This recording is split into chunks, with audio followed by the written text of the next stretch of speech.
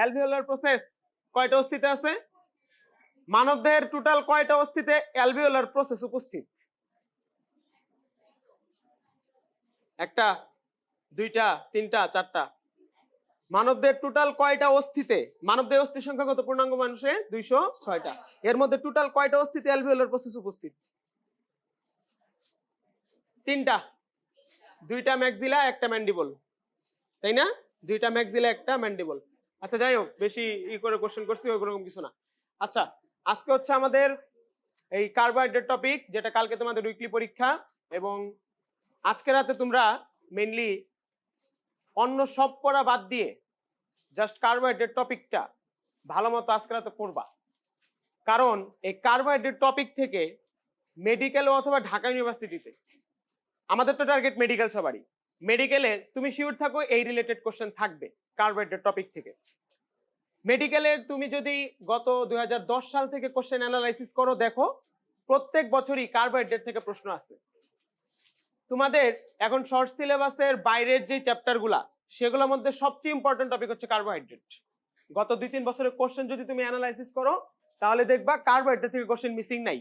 2021 কি 22 সালে রক্ত থেকে প্রশ্ন আসে নাই, কিন্তু কার্বোহাইড্রেট থেকে প্রশ্ন আসছে। আমার কথা বুঝতে পারছো? কার্বোহাইড্রেট টপিকটা মানুষের জীবনের জন্য, জীবজগতের জন্য, উদ্ভিদ জগতের জন্য অনেক ইম্পর্টেন্ট টপিক। এই কার্বোহাইড্রেটের উপর ভিত্তি করে আমরা বেঁচে আছি, আমরা খাওয়া দাওয়া করতেছি।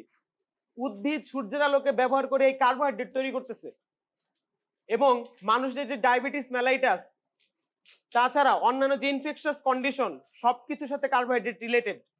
যার কারণে শুধুমাত্র এখন না, যারা এই ক্লাস থেকে ইনশাল্লাহ এমবিবিএস কোর্সে যা ভর্তি হওয়ার সৌভাগ্য হবে, যারা ইনশাল্লাহ ডাক্তার হবে এক সময়, এমবিবিএস উঠার পর প্রথম সপ্তাহেই প্রথম টপিক বায়োকেমিস্ট্রির কার্বোহাইড্রেট হবে। প্রথম সপ্তাহেই বায়োকেমিস্ট্রি যে সাবজেক্ট আছে ফার্স্ট ইয়ারে মেডিকেলে, প্রথম টপিকের নাম হচ্ছে কার্বোহাইড্রেট। প্রথমেই তোমাকে ডাক্তার বানানোর প্রস্তুতি হিসেবে কার্বোহাইড্রেটের গঠন, কার্বোহাইড্রেটের কাজ, গ্লুকোজের গঠন, গ্লুকোজের কাজ, এগুলো শিখে নেওয়া হয়। কথা বুঝতে পারছি? এবং কার্বোহাইড্রেট টপিকটা ডাক্তারদের জন্য খুবই পরিচিত, খুবই প্রিয়, খুবই সুইটেবল। যার কারণে কোনো ডাক্তার যখন কোশ্চেন করতে বলবে মেডিকেল অ্যাডমিশন টেস্টের, কার্বোহাইড্রেট সামনে পাওয়ার সাথে সাথে সে হচ্ছে সেখান থেকে কোশ্চেন করবে। ঠিক আছে? আচ্ছা, তাহলে এখন আসো আমরা কার্বোহাইড্রেট টপিকটা শুরু করি। শুনো, বইয়ের মধ্যে হঠাৎ করে যদি এই চ্যাপ্টারটা পড়তে যাও, তাহলে একটু কঠিন মনে হবে প্রথম প্রথম। যারা একবার দেখার চেষ্টা করছো আগে অথবা রিসেন্টলি, তারাও হয়তো খেয়াল করছো যে বইয়ের মধ্যে বিভিন্ন ধরনের স্ট্রাকচারের কথা বলা আছে, যেগুলো একটু কনফিউজিং। কার্বোহাইড্রেট গঠনটা একটু কনফিউজিং ভাবে লেখা, বই এত ক্লিয়ার ভাবে লেখা না। তো আমি যেই স্লাইড দিয়ে পড়াইতেছি, বাসায় যে এই স্লাইডটা সাথে রেখে বই হচ্ছে পড়বা। তারপরে প্রথমে এটা পড়বা, এখানে সুন্দর মতো গুছানো আছে, এইটা ওরিয়েন্টেড করে তারপরে হচ্ছে তুমি বইয়ের ইনফরমেশন মুখস্থ করবা। কথা বুঝতে পারছি? ওকে, এখন আসো। পৃথিবীতে জৈব বস্তুর মধ্যে, জৈব বস্তু কি কি আছে পৃথিবীতে? জৈব বস্তু, অজৈব বস্তুর মধ্যে তো তোমার পাহাড় পর্বত, বিভিন্ন ধরনের ক্যালসিয়ামের লবণ, ম্যাগনেসিয়ামের লবণ, বিভিন্ন আকরিক, ডলোমাইট, বক্সাইট, এগুলা কি বিভিন্ন অজৈব যৌগ। আর পৃথিবীতে যে জৈব যৌগগুলো আছে, জৈব বস্তু আছে, সেগুলো কি কি? কার্বোহাইড্রেট, প্রোটিন, লিপিড, এনজাইম, বিভিন্ন ধরনের কোএনজাইম, এগুলো হচ্ছে পৃথিবীর বিভিন্ন ধরনের জৈব বস্তু। মানে এই যৌগগুলা বিভিন্ন প্রাণীদেহ এবং উদ্ভিদদেহ গঠন করছে। কথা বুঝতে পারছি? প্রাণীদের গঠনে কি বক্সাইট আছে কোথাও? কিন্তু প্রোটিন আছে, তাই না? প্রাণীদের গঠনে প্রোটিন আছে, লিপিড আছে, এনজাইম আছে, হরমোন আছে, কার্বোহাইড্রেট আছে। এই জিনিসগুলো হচ্ছে জৈব বস্তু। এখন এই যে জৈব বস্তু যারা হচ্ছে জীবদেহ গঠন করছে, এদের মধ্যে কোনটার পরিমাণ সবচেয়ে বেশি পৃথিবীতে? অ্যান্সার হচ্ছে কার্বোহাইড্রেট। কোনটার পরিমাণ বেশি? কার্বোহাইড্রেট। আমাদের এই রুমে, আমাদের চোখের সামনে অনেক বড় বড় 2-3টা কার্বোহাইড্রেট উপস্থিত আছে, পলিমার উপস্থিত আছে। এই যে দরজাগুলা কাঠ থেকে নেওয়া হয়েছে না, গাছ থেকে নেওয়া হয়েছে না? এখানে এটা কি মৃত কোষ? কোষ প্রাচীর আছে শুধু এখানে। কোষ প্রাচীরের প্রধান উপাদান কি? সেলুলোজ। সেলুলোজ কোন ধরনের পদার্থ? কার্বোহাইড্রেট জাতীয় পদার্থ। পৃথিবীতে উদ্ভিদের সংখ্যা সবচেয়ে বেশি, অনেক বেশি, যেখানেই তাকাও সেখানে উদ্ভিদ। উদ্ভিদের গঠনের 50% থেকে 80% হচ্ছে কার্বোহাইড্রেট। মেডিকেলের প্রশ্ন এটা 2011 সালের, যে উদ্ভিদের গঠনের কত পার্সেন্ট কার্বোহাইড্রেট? 50 থেকে 80%। যার কারণে পৃথিবীতে যত জৈব বস্তু আছে, এই যে amino acid, protein, lipid, enzyme, কিসের পরিমাণ সবচেয়ে বেশি? কার্বোহাইড্রেটের পরিমাণ সবচেয়ে বেশি। এখন কার্বোহাইড্রেটের বাংলা কি? শর্করা নাকি শ্বেতসার? শর্করা। কার্বোহাইড্রেটের বাংলা হচ্ছে কি? শর্করা। এখন শুনো, ছোটবেলা থেকে পড়ছো বিভিন্ন সময় যে শর্করা জাতীয় খাদ্য থেকে আমরা শক্তি পাই। 1 গ্রাম শর্করা জারণে 4.1 কিলো ক্যালোরি শক্তি তৈরি হয়। উদ্ভিদ সালোক সংশ্লেষণে শর্করা জাতীয় খাদ্য তৈরি করে। অনেক শর্করা নাম পড়ছো, শর্করা টপিকটা বারবার তোমাদের সামনে আসছে। এখন প্রশ্ন হচ্ছে যে এই কার্বোহাইড্রেট বা শর্করা এটা সংজ্ঞা কি? আমি প্রকৃতিতে হাঁটতে গেলাম, প্রকৃতিতে ঘুরতে গেলাম, আমি কিভাবে চিনবো কাকে বলবো কার্বোহাইড্রেট? কোন বেসিসে বলবো, কোন শর্তে বলবো যে এই যৌগটা কার্বোহাইড্রেট? এটা হচ্ছে প্রশ্ন। অর্থাৎ পৃথিবীর কোন যৌগগুলা কার্বোহাইড্রেট? অ্যান্সার হচ্ছে যে এখানে দেখো, এখন এখানে ভালো মতো খেয়াল করো। পৃথিবীর কোন যৌগ যদি কার্বোহাইড্রেট হইতে হয় সেখানে অবশ্যই 3টা বৈশিষ্ট্য থাকতে হবে। একটা বৈশিষ্ট্য যদি কম থাকে সেটা কার্বোহাইড্রেট বা শর্করা হবে না। কি কি? যৌগের মধ্যে কার্বন, হাইড্রোজেন এবং অক্সিজেন 3 ধরনের মৌল থাকতে হবে। কার্বন থাকতে হবে, হাইড্রোজেন থাকতে হবে, অক্সিজেন থাকতে হবে। শুধু যদি কার্বন হাইড্রোজেন থাকে হবে না, শুধুমাত্র যদি কার্বন থাকে হবে না, 3টাই থাকতে হবে। কার্বনও থাকতে হবে, হাইড্রোজেনও থাকতে হবে, অক্সিজেনও থাকতে হবে। দ্বিতীয় শর্ত, যৌগের মধ্যে হয় অ্যালডিহাইড মূলক থাকবে না হলে কিটোন মূলক থাকবে। হয় অ্যালডিহাইড মূলক থাকবে না হলে কি মূলক থাকবে? কিটোন মূলক থাকবে। আলু কি একটা শর্করা, তাই না? আলু একটা শর্করা। তাহলে শর্ত অনুযায়ী বলো তো আলুর মধ্যে কি আছে? কার্বন আছে, হাইড্রোজেন আছে, অক্সিজেন আছে। আর দ্বিতীয় শর্ত অনুযায়ী আলুতে কি থাকা উচিত? হয় অ্যালডিহাইড থাকা উচিত না হলে কি থাকা উচিত? কিটোন থাকা উচিত। অ্যান্সার হচ্ছে আলুতে অ্যালডিহাইড আছে প্রচুর পরিমাণে। আলুর প্রত্যেকটা অণুতে অ্যালডিহাইড উপস্থিত থাকে। তার মানে আমরা জৈব যৌগের মধ্যে পড়ছি অ্যালডিহাইড, কিটোন, এগুলো জৈব যৌগের মধ্যে পড়ছি, কিন্তু এগুলোর বাস্তব উদাহরণ হচ্ছে কি এই যে আলু। আলুর মধ্যে প্রচুর পরিমাণে অ্যালডিহাইড থাকে। তাহলে কার্বোহাইড্রেটের দ্বিতীয় শর্ত কি? যৌগের মধ্যে হয় অ্যালডিহাইড থাকবে না হলে কি থাকবে? কিটোন থাকবে। 3 নম্বর শর্ত হচ্ছে কার্বোহাইড্রেট হইতে হইলে সেই যৌগের মধ্যে অ্যালকোহল মূলক 1-এর বেশি থাকতে হবে। অ্যালকোহল মূলক 1-এর বেশি থাকতে হবে, OH মূলক 1-এর বেশি থাকতে হবে, যাকে আমরা বলবো পলিহাইড্রক্সি গ্রুপ। যাকে কি বলবো? Polyhydroxy group. পৃথিবীর কোনো একটা যৌগের মধ্যে যদি এই 3টা বৈশিষ্ট্য পাওয়া যায় সেই যৌগই হচ্ছে কার্বোহাইড্রেট অথবা শর্করা। সেই যৌগই হচ্ছে কি? কার্বোহাইড্রেট অথবা শর্করা। আমার কথা বুঝতে পারছি? তাহলে কার্বোহাইড্রেট বা শর্করার গঠন কি? কার্বোহাইড্রেটের মধ্যে কার্বন থাকে, হাইড্রোজেন থাকে, অক্সিজেন থাকে। কার্বোহাইড্রেটের মধ্যে হয় অ্যালডিহাইড থাকে না হলে কি থাকে? কিটোন থাকে। দুইটা একসাথে থাকা যাবে না, ভাইরাসের মতো। হয় আরএনএ থাকে না হলে কি থাকে? ডিএনএ থাকে। সো কার্বোহাইড্রেটে হয় অ্যালডিহাইড থাকবে না হলে কি থাকবে? কিটোন থাকবে। এবং 3 নম্বর কথা হচ্ছে কার্বোহাইড্রেটে প্রচুর পরিমাণে OH মূলক থাকে, সংখ্যায় 1-এর বেশি থাকবে, মিনিমাম 2টা থাকবে। কথা বুঝতে পারছি? এই 3টা বৈশিষ্ট্য যদি পৃথিবীর কোনো যৌগতে পাওয়া যায় সেই যৌগই নামই হচ্ছে কার্বোহাইড্রেট অথবা শর্করা। এটাই সংজ্ঞা। ক্লিয়ার? এবার আসো, গ্লুকোজ কি? শর্করা। গ্লুকোজ তো একটা শর্করা। এবার আসো গ্লুকোজের ইটা দেখো, গ্লুকোজের স্ট্রাকচারটা দেখো, C6H12O6, তাই না? এটাকে আমরা একটা শর্করা বলি। কেন বলি সেটা খেয়াল করো। গ্লুকোজের গাঠনিক সংকেতে দেখো কার্বন আছে, হাইড্রোজেন আছে, অক্সিজেন আছে, প্রথম শর্ত। দ্বিতীয় শর্ত কি ছিল? হয় অ্যালডিহাইড থাকতে হবে নাহলে কি থাকতে হবে? কিটোন থাকতে হবে। গ্লুকোজের 1 নাম্বার কার্বনে দেখো CHO, অ্যালডিহাইড মূলক আছে। গ্লুকোজের 1 নাম্বার কার্বনে কি মূলক আছে? অ্যালডিহাইড মূলক আছে। 3 নাম্বার শর্ত কি ছিল? OH মূলক 1-এর বেশি থাকতে হবে। গ্লুকোজের স্ট্রাকচারে দেখো OH মূলক 5টা আছে, 5টা OH মূলক আছে। 3টা শর্ত এই যৌগের মধ্যে পাওয়া গেছে। এই যৌগ কি হবে? একটা কার্বোহাইড্রেট অথবা শর্করা হবে। আমার কথা ক্লিয়ার? এটা কি যুক্ত? অ্যালডিহাইড যুক্ত। একই যৌগে গ্লুকোজের মধ্যে অ্যালডিহাইড কিটোন একসাথে থাকবে? থাকবে না। একটা কার্বোহাইড্রেটে যে কোনো একটা পাওয়া যাবে। এখানে কি পাওয়া গেছে? অ্যালডিহাইড পাওয়া গেছে। অন্য কোনো একটা কার্বোহাইড্রেটে কি পাওয়া যাবে? কিটোন পাওয়া যাবে। যেমন হচ্ছে ফ্রুক্টোজ, দুইটারই আণবিক সংকেত কি? C6H12O6, তাই না? এটাও তো 6 কার্বন বিশিষ্ট। কিন্তু এখানে পার্থক্য কি? পার্থক্য হচ্ছে গ্লুকোজে ছিল অ্যালডিহাইড, কিন্তু ফ্রুক্টোজের 2 নাম্বার কার্বনে কি থাকে? কিটোন থাকে। এখানেও 3টা শর্ত খোঁজার চেষ্টা করো। কার্বন আছে, হাইড্রোজেন আছে, অক্সিজেন আছে এই যৌগে। এই যৌগে 2 নাম্বার কার্বনে কিটোন মূলক উপস্থিত আছে এবং এই যৌগে OH মূলক 5টা আছে, 1-এর বেশি আছে। 3টা বৈশিষ্ট্য মিলছে, এই যৌগ কি হবে? একটা কার্বোহাইড্রেট অথবা শর্করা হবে। আমার কথা কি ক্লিয়ার? তাহলে কার্বোহাইড্রেট হওয়ার জন্য প্রত্যেকটা যৌগকে 3টা বৈশিষ্ট্য মেনটেন করতে হবে। অথবা আমরা যদি কোনো একটা বস্তুকে কার্বোহাইড্রেট বা শর্করার নাম দিয়ে ফেলি তার মানে ওই যৌগের মধ্যে এই 3টা বৈশিষ্ট্য আছে। কথা ক্লিয়ার? রুটি কোন জাতীয় খাদ্য? শর্করা। রুটির মধ্যে কয়টা বৈশিষ্ট্য আছে? 3টা বৈশিষ্ট্য। আলু কোন জাতীয় বস্তু? শর্করা। আলুর মধ্যে কয়টা বৈশিষ্ট্য আছে? তিনটা বৈশিষ্ট্য আছে। কথা বুঝতে পারছি? তাহলে এটা হচ্ছে শর্করা জাতীয় খাদ্য। ওকে, এখন আসো হচ্ছে, এখন আমি কিছু যৌগের নাম বলি যেগুলো তোমরা মোটামুটি ক্লাস 8 থেকে শুরু করে এখন পর্যন্ত পড়ছো। প্রথম থেকে সহজগুলো বলি। ধরো glucose, fructose, lactose, galactose, starch, cellulose, glycogen. আর C3 চক্রের মধ্যে ribulose 1,5 bisphosphate, erythrose 4 phosphate, glyceraldehyde 3 phosphate, dihydroxyacetone 3 phosphate. নামগুলো শুনছো না? Xylulose 5 phosphate, ribulose 1,5 bisphosphate. এই যে আমি যতগুলা নাম বলছি প্রত্যেকটাই হচ্ছে শর্করা অথবা কার্বোহাইড্রেটের উদাহরণ, প্রত্যেকটাই। কিন্তু এক একজন বড়, এক একজন ছোট। যেমন স্টার্চ, আলু কি অনেক বড় একটা জিনিস, কিন্তু গ্লুকোজ কি অনেক ছোট একটা জিনিস। অর্থাৎ আমি যতগুলা নাম বলছি এরা হচ্ছে কার্বোহাইড্রেটের পরিবার। এই পরিবারের মধ্যে কেউ বড় সদস্য, আবার কেউ কি একদম আণুবীক্ষণিক ক্ষুদ্র সদস্য। এত ধরনের কার্বোহাইড্রেট থাকার কারণে এখানে মানে আমাদের শ্রেণী বিভাগটা এখন হচ্ছে ইম্পর্টেন্ট, যে কার্বোহাইড্রেটকে কি কি হিসাবে ভাগ করা যায়। আসো, কার্বোহাইড্রেটকে তিনটা ভাগে ভাগ করা হয়েছে, তিনটা ভিত্তিতে। একটা হচ্ছে স্বাদের ভিত্তিতে, একটা হচ্ছে গঠনের ভিত্তিতে, আর একটা হচ্ছে বিজারণ ক্ষমতার ভিত্তিতে। স্বাদের ভিত্তিতে, গঠনের ভিত্তিতে, আর কি বিজারণ ক্ষমতার ভিত্তিতে কার্বোহাইড্রেটকে ভাগ করা হয়েছে। প্রথমটাই আসো স্বাদের ভিত্তিতে। চিনি কি শর্করা, খাইলে তো মিষ্টি লাগে।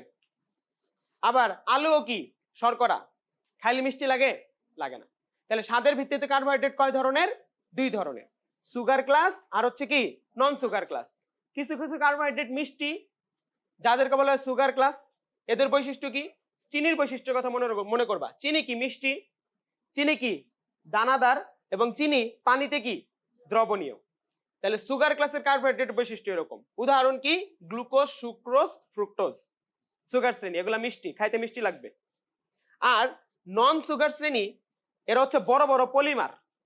বলে পলিমার অথবা আলুর কথা যদি মনে করো, আলু কি মিষ্টি না, আলু কি অদানাদার, এবং আলু পানিতে অদ্রবণীয়। এই শ্রেণীর উদাহরণের মধ্যে কি আছে? Starch, cellulose, glycogen. অর্থাৎ পলিস্যাকারাইড যেগুলো আছে বড় বড় পলিমার, সেগুলো হচ্ছে নন সুগার, খাইতে মিষ্টি লাগবে না। কিন্তু ছোট ছোট যেগুলো আছে যে দানাদার, সেগুলো খাইতে কি লাগবে? মিষ্টি লাগবে। অর্থাৎ স্বাদের ভিত্তিতে কার্বোহাইড্রেট কয় ধরনের? দুই ধরনের, সুগার ক্লাস আর হচ্ছে কি নন সুগার ক্লাস। উদাহরণটা ইম্পর্টেন্ট, লাল কালি দিয়ে দিছি মানে এখানে উদাহরণটা পরীক্ষায় আসে যে কোনটি সুগার শ্রেণী, কোনটা নন সুগার শ্রেণী।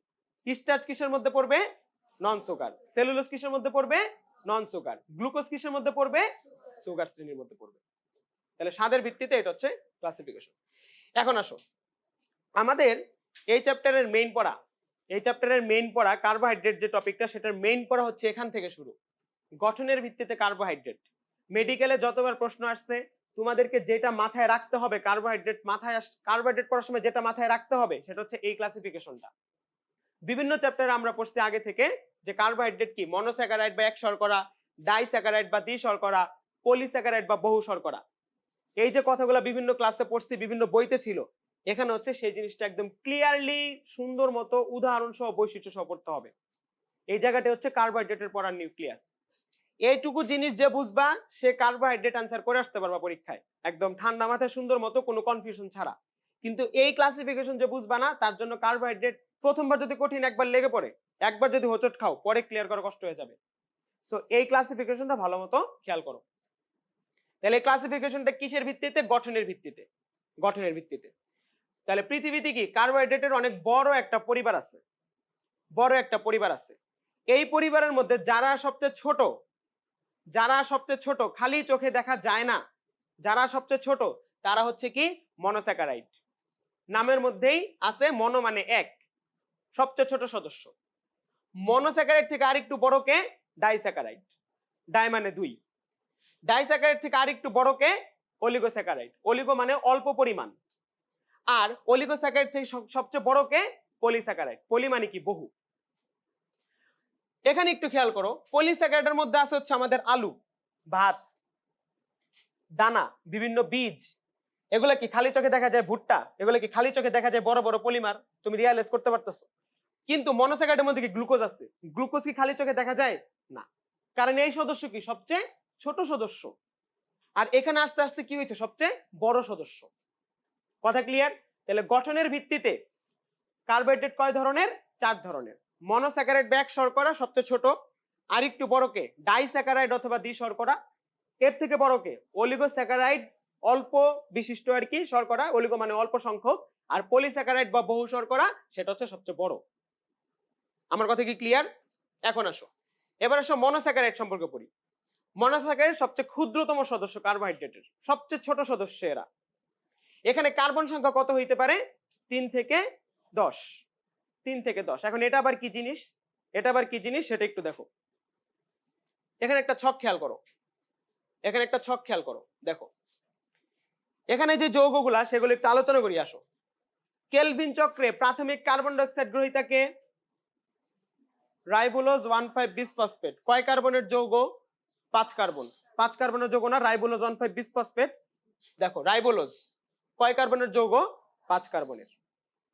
কেলভিন সাইকেলে তৈরি হয় ডাইহাইড্রোক্সিঅ্যাসিটোন ট্রিফসফেট আর গ্লিসারলডিহাইড ট্রিফসফেট। কয় কার্বনের যৌগগুলা? 3 কার্বনের। একটু খেয়াল করো, গ্লিসারলডিহাইড ডাইহাইড্রোক্সিঅ্যাসিটোন কয় কার্বনের যৌগ? 3 কার্বনের। কেলভিন চক্রে একটা পর্যায়ে পাওয়া যায় এরিথ্রোস 4 ফসফেট। এরিথ্রোস কয় কার্বনের যৌগ? 4 কার্বনের। একটু খেয়াল করো, এরিথ্রোস কয় কার্বনের যৌগ? 4 কার্বনের। আমরা ছোটবেলা থেকে পড়ে আসছি 5 কার্বন বিশিষ্ট শর্করা কি? রাইবোজ আর ডিঅক্সিরাইবোজ। এখানে খেয়াল করো 5 কার্বনের জন্য কি আছে? রাইবোজ আছে, ডিঅক্সিরাইবোজ আছে। আবার 5 কার্বনে কেলভিন সাইকেলের কি আছে? রাইবোলোজ 1,5 বিসফসফেট আছে, তাই না? তারপরে আমরা জানি গ্লুকোজ এবং ফ্রুক্টোজ এবং গ্যালাক্টোজে কার্বন সংখ্যা কত করে থাকে? 6 করে থাকে, 6 করে থাকে। তাহলে এই যে 3 কার্বনের কিছু শর্করা আছে পৃথিবীতে, 4 কার্বনের কিছু শর্করা আছে পৃথিবীতে, 5 কার্বনের কিছু শর্করা আছে পৃথিবীতে, 6 কার্বনের কিছু শর্করা আছে পৃথিবীতে। এগুলো যখন আলাদা আলাদা থাকে, ছোট ছোট থাকে, খালি চোখে দেখা যাবে না, এই জিনিসগুলোর নামই হচ্ছে কি? মনোস্যাকারাইড। অর্থাৎ আমরা এখানে যত ধরনের যৌগই দেখতেছি প্রত্যেকটা যৌগই হচ্ছে মনোস্যাকারাইডের উদাহরণ। এদের কি কাউকে খালি চোখে দেখা যাবে না, এরা আণুবীক্ষণিক, অ্যাটমিক।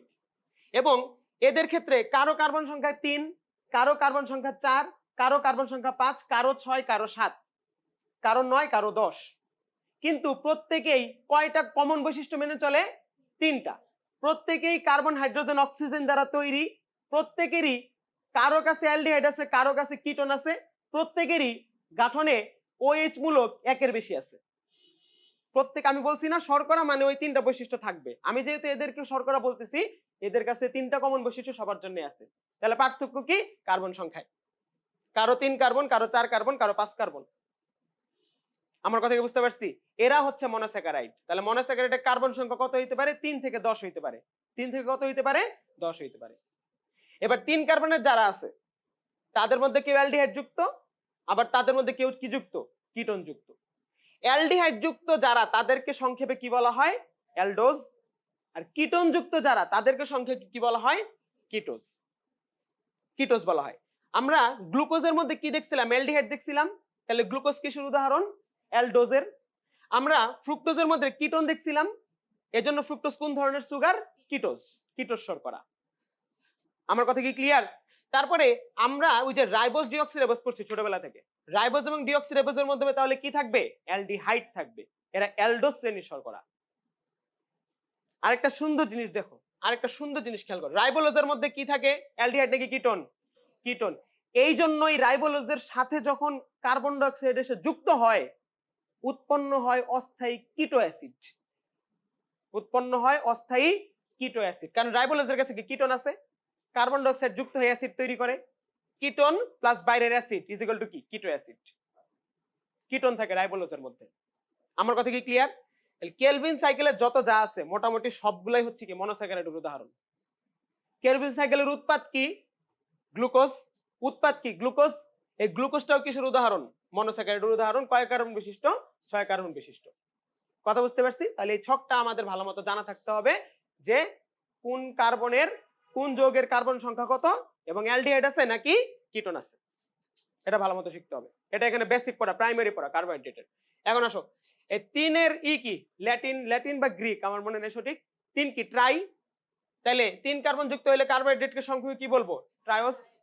4 কে কি বলা হয়? টেট্রা, টেট্রোস। 5-এর জন্য কি? পেন্টা, পেন্টা থেকে কি? পেন্টোজ, ওই যে পেন্টোজ শর্করা। 6-এর জন্য কি? হেক্সা, হেক্সা থেকে হেক্সোস। 7-এর জন্য কি? হেপ্টা, হেপ্টা থেকে হেপ্টোস। ঠিক আছে?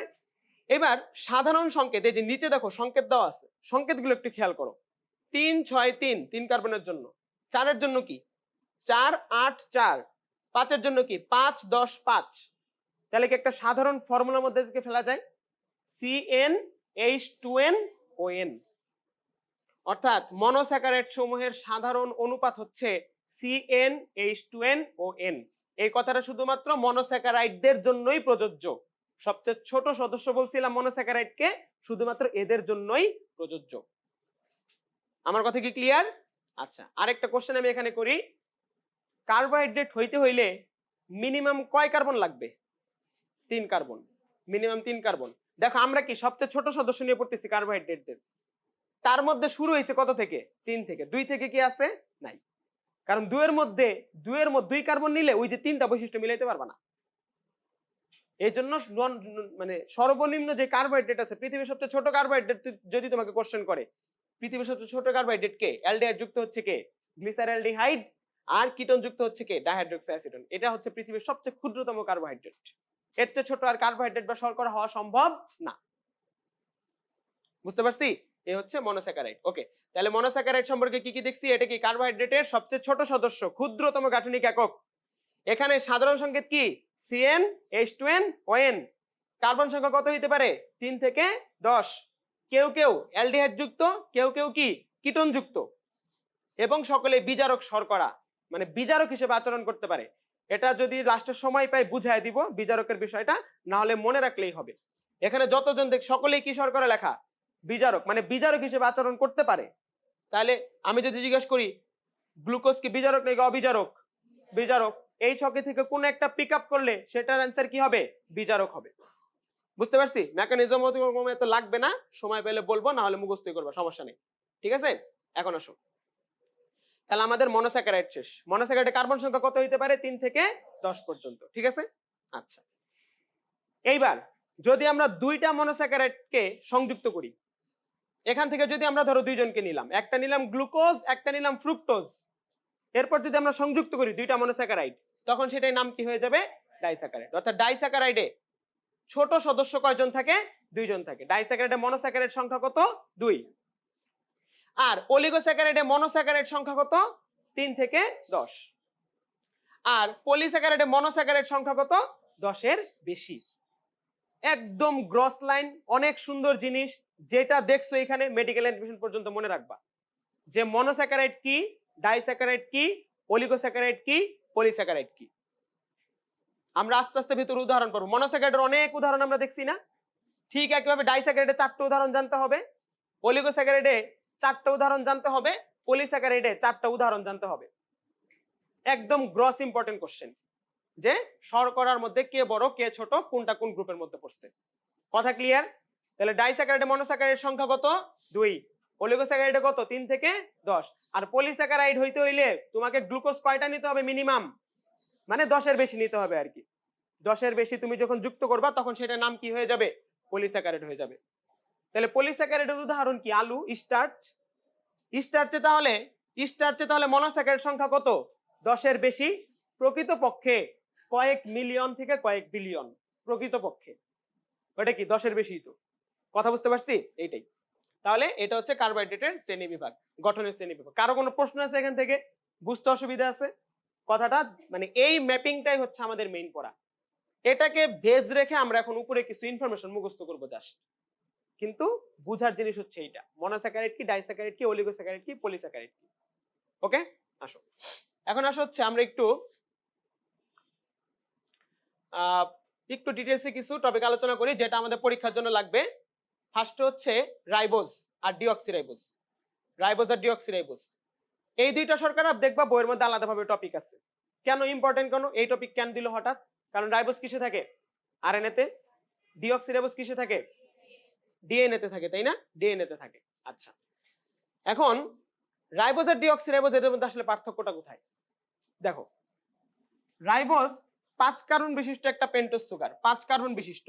তাহলে রাইবোজের সংকেত কি হবে? সাধারণ সংকেত অনুযায়ী C5H10, তারপরে কি O5 CnH2nOn, এরকম হবে। এখন এবং রাইবোজের 1 নাম্বার কার্বনে আছে হচ্ছে অ্যালডিহাইড। 1 নাম্বার কার্বনে কি আছে? অ্যালডিহাইড। এটা 1 নাম্বার কার্বন, এটা 2, এটা 3, এটা 4, এটা 5। এই জিনিসের নাম হচ্ছে কি রাইবোজ সুগার। এইবার পাশেই কিসের সংকেত দেওয়া আছে? ডিঅক্সিরাইবোজের। এই সংকেতের সাথে রাইবোজের সংকেতের সাথে ডিঅক্সিরাইবোজের সংকেতের তুলনা করো, তুলনা করে বলো পার্থক্য কোথায়। 2 নাম্বার কার্বনে ডান সাইড এখানে কি আছে? OH, কিন্তু 2 নাম্বার কার্বনে এখানে ডান সাইডে কি আছে? H। আর খেয়াল করে দেখো অন্য কোথাও কোনো পার্থক্য নাই, আর অন্য কোথাও কোনো পার্থক্য নাই। একটার নাম কি রাইবোজ, আরেকটার নাম কি ডিঅক্সিরাইবোজ। ডি বলতে কি বোঝায়? বাদ দেওয়া, ক্যান্সেল, বের করে দেওয়া। অক্সি বলতে কি বোঝায়? Oxygen, oxygen. দেখো তো রাইবোজ থেকে একটা অক্সিজেনকে বাদ দিয়ে এই যৌগটা পাওয়া গেছে, রাইবোজ থেকে একটা অক্সিজেনকে কি ক্যান্সেল করে দিয়ে এই যৌগটা পাওয়া গেছে। এই জন্য এই যৌগটার নাম কি হয়েছে? ডিঅক্সি। কার থেকে? রাইবোজ থেকে। অক্সিজেন বাদ দিছি আমরা কার থেকে? রাইবোজ থেকে। এই জন্য এই যৌগের নাম কি? ডিঅক্সিরাইবোজ। তাহলে ডিঅক্সিরাইবোজের ক্ষেত্রে কি একটা অক্সিজেন কম আছে? একটা অক্সিজেন যদি কম থাকে এটার আণবিক সংকেত কি হবে? C5H10O4। C5H10O4। ওই অনুপাতটাকে মেনে চলছে? মেনে চলে নাই। একমাত্র মনোস্যাকারাইড যে CnH2nOn মেনে চলে না, একমাত্র মনোস্যাকারাইড যে অনুপাতটা মেনে চলে না। ডিঅক্সিরাইবোজের ক্ষেত্রে একটা অক্সিজেন কি থাকে? কম থাকে। রাইবোজ থেকে 2 নাম্বার কার্বনে একটা অক্সিজেন কম থাকে যে যৌগে, সেই যৌগের নামই হচ্ছে কি ডিঅক্সিরাইবোজ। বুঝতে পারছি? ওকে, আচ্ছা। তাহলে ডিঅক্সিরাইবোজ থেকে কি আসবে? ডিএনএ আসবে, বা ডিএনএ তে পাওয়া যাবে। আর রাইবোজ কোথায় পাওয়া যাবে? আরএনএ তে পাওয়া যাবে। এটা অধ্যায় 1 এর পড়া। যেমন এই যে এখানে কিছু কথা লিখে দিছি, বাসায় যে একটু বোঝার চেষ্টা করো, সময় নষ্ট হবে পড়াইলে বেশি। ওরকম সময় নাই হাতে আসলে, নাহলে এই স্ট্রাকচারটা একটু বুঝাই দিতাম। অধ্যায় 1 এর ছবি এইটা, স্ট্রাকচারটা একটু বুঝাই দিতে ইচ্ছা ছিল। যাই হোক, এটা একটু দেখে রাখো, এখানে আমি কিছু কথা লিখে রাখছি, চাইলে দেখো, না চাইলে সমস্যা নেই। এখন আসো, তাহলে রাইবোজ আর ডিঅক্সিরাইবোজ অল্প একটু জানলাম। এবার আসো ইম্পর্টেন্ট টপিক যেটা মেডিকেল অ্যাডমিশন টেস্টের জন্য, কার্বোহাইড্রেট থেকে 2 থেকে 3টা টপিক খুব ইম্পর্টেন্ট। একটা হচ্ছে গ্লুকোজ, একটা হচ্ছে গ্লাইকোজেন, একটা হচ্ছে স্টার্চ, আর একটা হচ্ছে সেলুলোজ। মেডিকেলের জন্য এই 4টা টপিক বেশি ইম্পর্টেন্ট কার্বোহাইড্রেট থেকে। তো এখন সবচেয়ে বেশি ইম্পর্টেন্ট যেটা এদের মধ্যে সেটা হচ্ছে গ্লুকোজ। গ্লুকোজ, গ্লুকোজের স্ট্রাকচার অ্যাডমিশন টেস্টের জন্য 100% জানতে হবে ইনফরমেশন। গ্লুকোজ সম্পর্কে যা যা আছে সবকিছু, গ্লুকোজের যা যা আছে সবকিছু 100% মাথায় রাখতে হবে। তাহলে গ্লুকোজের আণবিক সংকেত কি? C6H12O6। আর গাঠনিক সংকেত হচ্ছে এরকম, আমরা আগেই দেখছি এটা কি কার্বোহাইড্রেট, একটা শর্করা। এবং গ্লুকোজের 1 নাম্বার কার্বনে কি থাকে? অ্যালডিহাইড থাকে, অর্থাৎ এটি একটি অ্যালডোজ শর্করা। কি শর্করা? অ্যালডোজ শর্করা। গ্লুকোজ কি ট্রায়োজ, টেট্রোজ, পেন্টোজ নাকি হেক্সোজ? হেক্সোজ। মেডিকেলের 2014-15 সালের প্রশ্ন যে গ্লুকোজ কোন ধরনের যৌগ? হেক্সোজ মনোস্যাকারাইড, তাই না? হেক্সোজ মনোস্যাকারাইড, মেডিকেল 14-15 সালের প্রশ্ন। ওই সময়ের আরেকটা প্রশ্ন, গ্লুকোজে কার্বন সংখ্যা কত? 6। একই বছরে এই প্রশ্ন আসছে, গ্লুকোজে কার্বন সংখ্যা কত? একই বছরের প্রশ্ন, এটা 14-15 সালের। ঠিক আছে, কি করে ডাক্তার হইছে, কি কোশ্চেনে পরীক্ষা দিয়ে। আমাদের সময়ের একটা প্রশ্ন, বিশুদ্ধ পানির পিএইচ কত? 7। এগুলা দেয় পরীক্ষায়। ঠিক আছে, যাই হোক, মেডিকেলের প্রশ্ন মানে মোটামুটি তুমি যদি বাইচা থাকো, সুস্থ থাকো, 40 এমনিই পারবা দেখার সাথে সাথে, পড়া লাগবে না। ইন্টারমিডিয়েটে যা পড়ছো পরে যদি না পড়ে পড়া লাগবে না। পানির মতো কিছু কোশ্চেন দেয়, একদম পানির মতো কিছু কোশ্চেন দেয় মেডিকেলের প্রশ্ন। কোষ প্রাচীরের প্রধান উপাদান কি? বাইচা আছো, সজ্ঞানে আছো, এগুলাই মেডিকেলের প্রশ্ন। বুঝতে পারছো? কিন্তু 60 নাম্বার তুলতে হইলে তোমাকে অ্যাডমিশনের সময় বইয়ের সাথে লাগা থাকতে হবে। মানে কি, বই উল্টাইতে হবে, পড়তে হবে। মোটামুটি যদি বই পড়ো প্রত্যেক চ্যাপ্টার ডিটেইলসে না, মোটামুটি 60 নাম্বার পাওয়া যাবে। 60 নাম্বার পাওয়া যাবে। পরীক্ষার হলে যদি আন্দাজে ভুল না করো আর কি, আজেরা ভুল না করো, কোশ্চেন যদি স্ট্যান্ডার্ড থাকে 60 নাম্বার পাবা। 70 নাম্বার পাইতে হইলে অনেক পড়তে হবে। আর 80 নাম্বার 90 নাম্বারের দিকে যাইতে হইলে তোমার এখন আর সময় খুব একটা নাই, ওইটার পড়া শুরু করতে হবে ইন্টারমিডিয়েটে ফার্স্ট থেকে। 80 নাম্বার 90 নাম্বার পাইতে হইলে আছে সময় বলতে, মানে এখন তুমি যদি ওই প্রেসারটাকে ডাবল করে এখন নিতে পারো তাহলে তুমি ওই রেঞ্জে ঢুকতে পারবা। কিন্তু যারা একদমই পড়ালেখা করো নাই, সামনে মনে করো মেডিকেল অ্যাডমিশন টেস্টে পরীক্ষা দিবা, এখন যদি অনেক ভালো করে পড়ো 75-80 নাম্বার তোলা পসিবল মোটামুটি। এই যে নিবিড় ঢাকা মেডিকেলের 6 হয়েছে তোমাদের নিবিড় ভাইয়া, এই প্রিপারেশন নিচ্ছে ক্লাস 6 থেকে।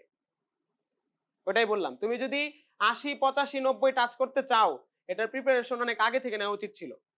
এখন তোমাদের যা অবস্থা, এখন মোটামুটি সুন্দর মতোই ঢাকা মেডিকেল এখন হবে। বললাম কি, যদি তুমি প্রেশার নিতে পারো, ডাবল করে পড়তে পারো, তাহলে হবে। ডাবল করে পড়তে পারলে বলতে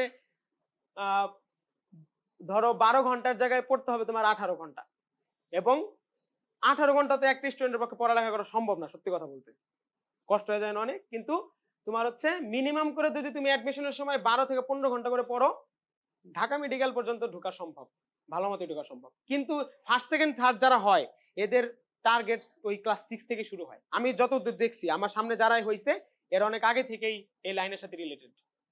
যেমন রাজুকে যখন আমাদের ছিল, কি জানি একটা ডে ছিল, বন্ধ থাকতো, স্পোর্টস ডে না কি জানি, ক্লাব ডে ছিল। ক্লাব ডের সময় তো সবাই, আমরা ক্লাব ডে পাইছিলাম ভালো মতো, ফুল সিং এ পাইছিলাম।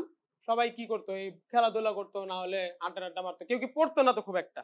এই নিবিড় ওই সময় মানে রুমে, ওই ক্লাসরুমে বসে বসে পড়তো ওই সময় থেকেই। ক্লাব ডের সময়ও আমরা নিচে যাইতাম ফুটবল খেলতে মাঠের মধ্যে, ও ওই সময় বসে বসে পড়তো। উদ্ভাসের বই, উন্মেষের বই, বিভিন্ন জায়গার কোশ্চেন ব্যাংক, মেডিকেলের কোশ্চেন, এগুলো বসে বসে পড়তো। জেনারেল নলেজ পড়তো বসে বসে। ও পারবে না কেন, 6 এমনি হয় নাই, ঠিক আছে। বললাম ওইটার প্রিপারেশন অনেক lengthy preparation. First second third হওয়া, এটার প্রিপারেশন অনেক লেন্দি প্রিপারেশন। একদিনের প্রিপারেশন বা 2-3 মাসের প্রিপারেশনে ওই লেভেলে যাওয়া সম্ভব না। তবে হ্যাঁ, তুমি কষ্ট করলে ঢাকা মেডিকেল পর্যন্ত যাইতে পারবা, কিন্তু সেটা অনেক সিস্টেমেটিক হইতে হবে। উল্টা পাল্টা আজকে বাসায় যে আরে সেই মোটিভেশন পাইছি, আজকে থেকে পড়া শুরু করি, বই কিচ্ছু হবে না, কোনো লাভ নাই। বইয়ের এক কোণা থেকে মুখস্থ করে কোনো লাভ নাই। তোমাকে আগে বসতে হবে কোশ্চেন ব্যাংক নিয়ে। মেডিকেলের প্রিপারেশন নিতে লাগে বসতে হবে কোশ্চেন ব্যাংক নিয়ে, যে কার্বোহাইড্রেটের, এখন আমি তোমার মেডিকেলের প্রশ্ন আসে বারবার গ্লুকোজ থেকে, তুমি যে চিপার একটা টপিক ফাটায় মুখস্থ করছো, গ্লুকোজ সম্পর্কে তোমার কোনো আইডিয়া নাই, হবে? হবে না। তোমাকে আগে জানতে হবে মেডিকেলের জন্য একটা চ্যাপ্টারের কোন পার্ট ইম্পর্টেন্ট, মেডিকেলে এই চ্যাপ্টারের কোন কোন জায়গা থেকে কোশ্চেন বেশি আসে, মেডিকেলে কোশ্চেন রিপিটের হার 80% এর বেশি, ইনফরমেশন রিপিটের হার 80% এর বেশি। খারাপ কোলেস্টেরল কোনটা? এলডিএল। এলডিএল খারাপ কোলেস্টেরল, তাই না? Bad cholesterol. আমাদের সময় প্রশ্ন 2019 সালের, যে ব্যাড কোলেস্টেরল কোনটি? এলডিএল। 2021 সালের প্রশ্ন, কোন কোলেস্টেরল অ্যাথেরোস্ক্লেরোসিস করতে পারে? অ্যান্সার কি? এলডিএল। এলডিএল। মেডিকেলের আমাদের সময় না 2020-21 প্রশ্ন, যে নিচের কোন প্রোটিন পানিতে অদ্রবণীয়? অ্যান্সার ছিল গ্লুটেলিন। এখনো পড়া নেই তোমরা কোশ্চেনটা, ওটা অ্যামিনো অ্যাসিডের টপিকে, গ্লুটেলিন। পরের বছরের সেম প্রশ্ন, কোন অ্যামিনো অ্যাসিড পানিতে অদ্রবণীয়? গ্লুটেলিন। মেডিকেল 17-18 প্রশ্ন, কোষের অভ্যন্তরে পিএইচ রক্ষা করে কে? কোষ গহ্বর। 17-18 সালের প্রশ্ন। মেডিকেল 20-21 সালের প্রশ্ন, কোষের অভ্যন্তরের পিএইচ রক্ষা করে কে? কোষ গহ্বর। মেডিকেল 4-5 প্রশ্ন, ভর যদি 10 কেজি হয়, বেগ যদি 20 মিটার পার সেকেন্ড হয়, ভরবেগ কত? 120 kg meter per second. Medical 22-23 প্রশ্ন, ভর যদি হয় 10 কেজি, বেগ যদি হয় 12 মিটার পার সেকেন্ড, ভরবেগ কত? 120 কেজি মিটার পার সেকেন্ড। আমাদের সময়ের প্রশ্ন, পটাশিয়াম এবং মিথানল উত্তপ্ত করলে কি পাওয়া যায়? মিথেন। 22-23 সালের প্রশ্ন, পটাশিয়াম এবং মিথানল উত্তপ্ত করলে কি পাওয়া যায়? মিথেন। মিথেন। সেম প্রশ্ন, এটা আমি পারি নাই হলের মধ্যে, আউটসাইড টপিক ছিল সঞ্জিতের বইয়ের, পরে তো এই আবার পরে আসছে 22-23-এ। কথা বুঝতেছো আমার? মেডিকেলে চান্স পাইতে চাও, পড়তে চাও, প্রথমে বসতে হবে তোমার কোশ্চেন ব্যাংক নিয়ে, যে কোন কোন টপিক থেকে কোশ্চেন আসে, এটা আগে জানতে হবে। আজাইরা পড়া পড়ে লাভ নাই। এই নিবিড় প্রত্যেকদিন উইকলি এক্সামের আগে আমরা পড়তাম ফজরের নামাজ পর্যন্ত, নিবিড় পড়তো রাত সর্বোচ্চ একটা, এর বেশি পড়তো না কোনোদিন রাতে। অ্যাডমিশন টেস্টে কোনোদিন একটার পরে পড়ে নাই, তারপরে 6 হইছে।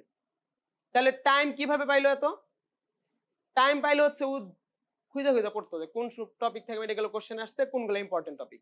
আর আমরা পড়তাম হচ্ছে কি, মানে ঘাসের মতো, সামনে যা পাইছি তাই খাইছি, ঘাসের মতো। কোনটা যে ভালো খাবার, কোনটা যে খারাপ খাবার, এটা তো বুঝি নাই, কিন্তু বাইসে বাইসে খাইছে, যে কোন জায়গায় হাত দিতে হবে, কোন জায়গার এরিয়ার খাবারটা ভালো, কোনটুকু দরকার ওই জিনিসটা। সো আগে হচ্ছে কোশ্চেন ব্যাংক নিয়ে একটু বসতে হবে। যেন আমি বলতেছি যে গ্লুকোজ বেশি ইম্পর্টেন্ট, আমি কিভাবে বলতেছি? আমি জানি এসব জায়গা থেকে মেডিকেলে প্রত্যেক বছর কোশ্চেন আসছে, আমি দেখছি, সেই ভিত্তিতে বলতেছি। এই কথা তোমরাই বলতে পারবা কোশ্চেন ব্যাংক দেখলে, যে কোন জায়গাটা একটা বইয়ের একটা চ্যাপ্টারের কোন পোরশনটা বেশি ইম্পর্টেন্ট মেডিকেলের জন্য।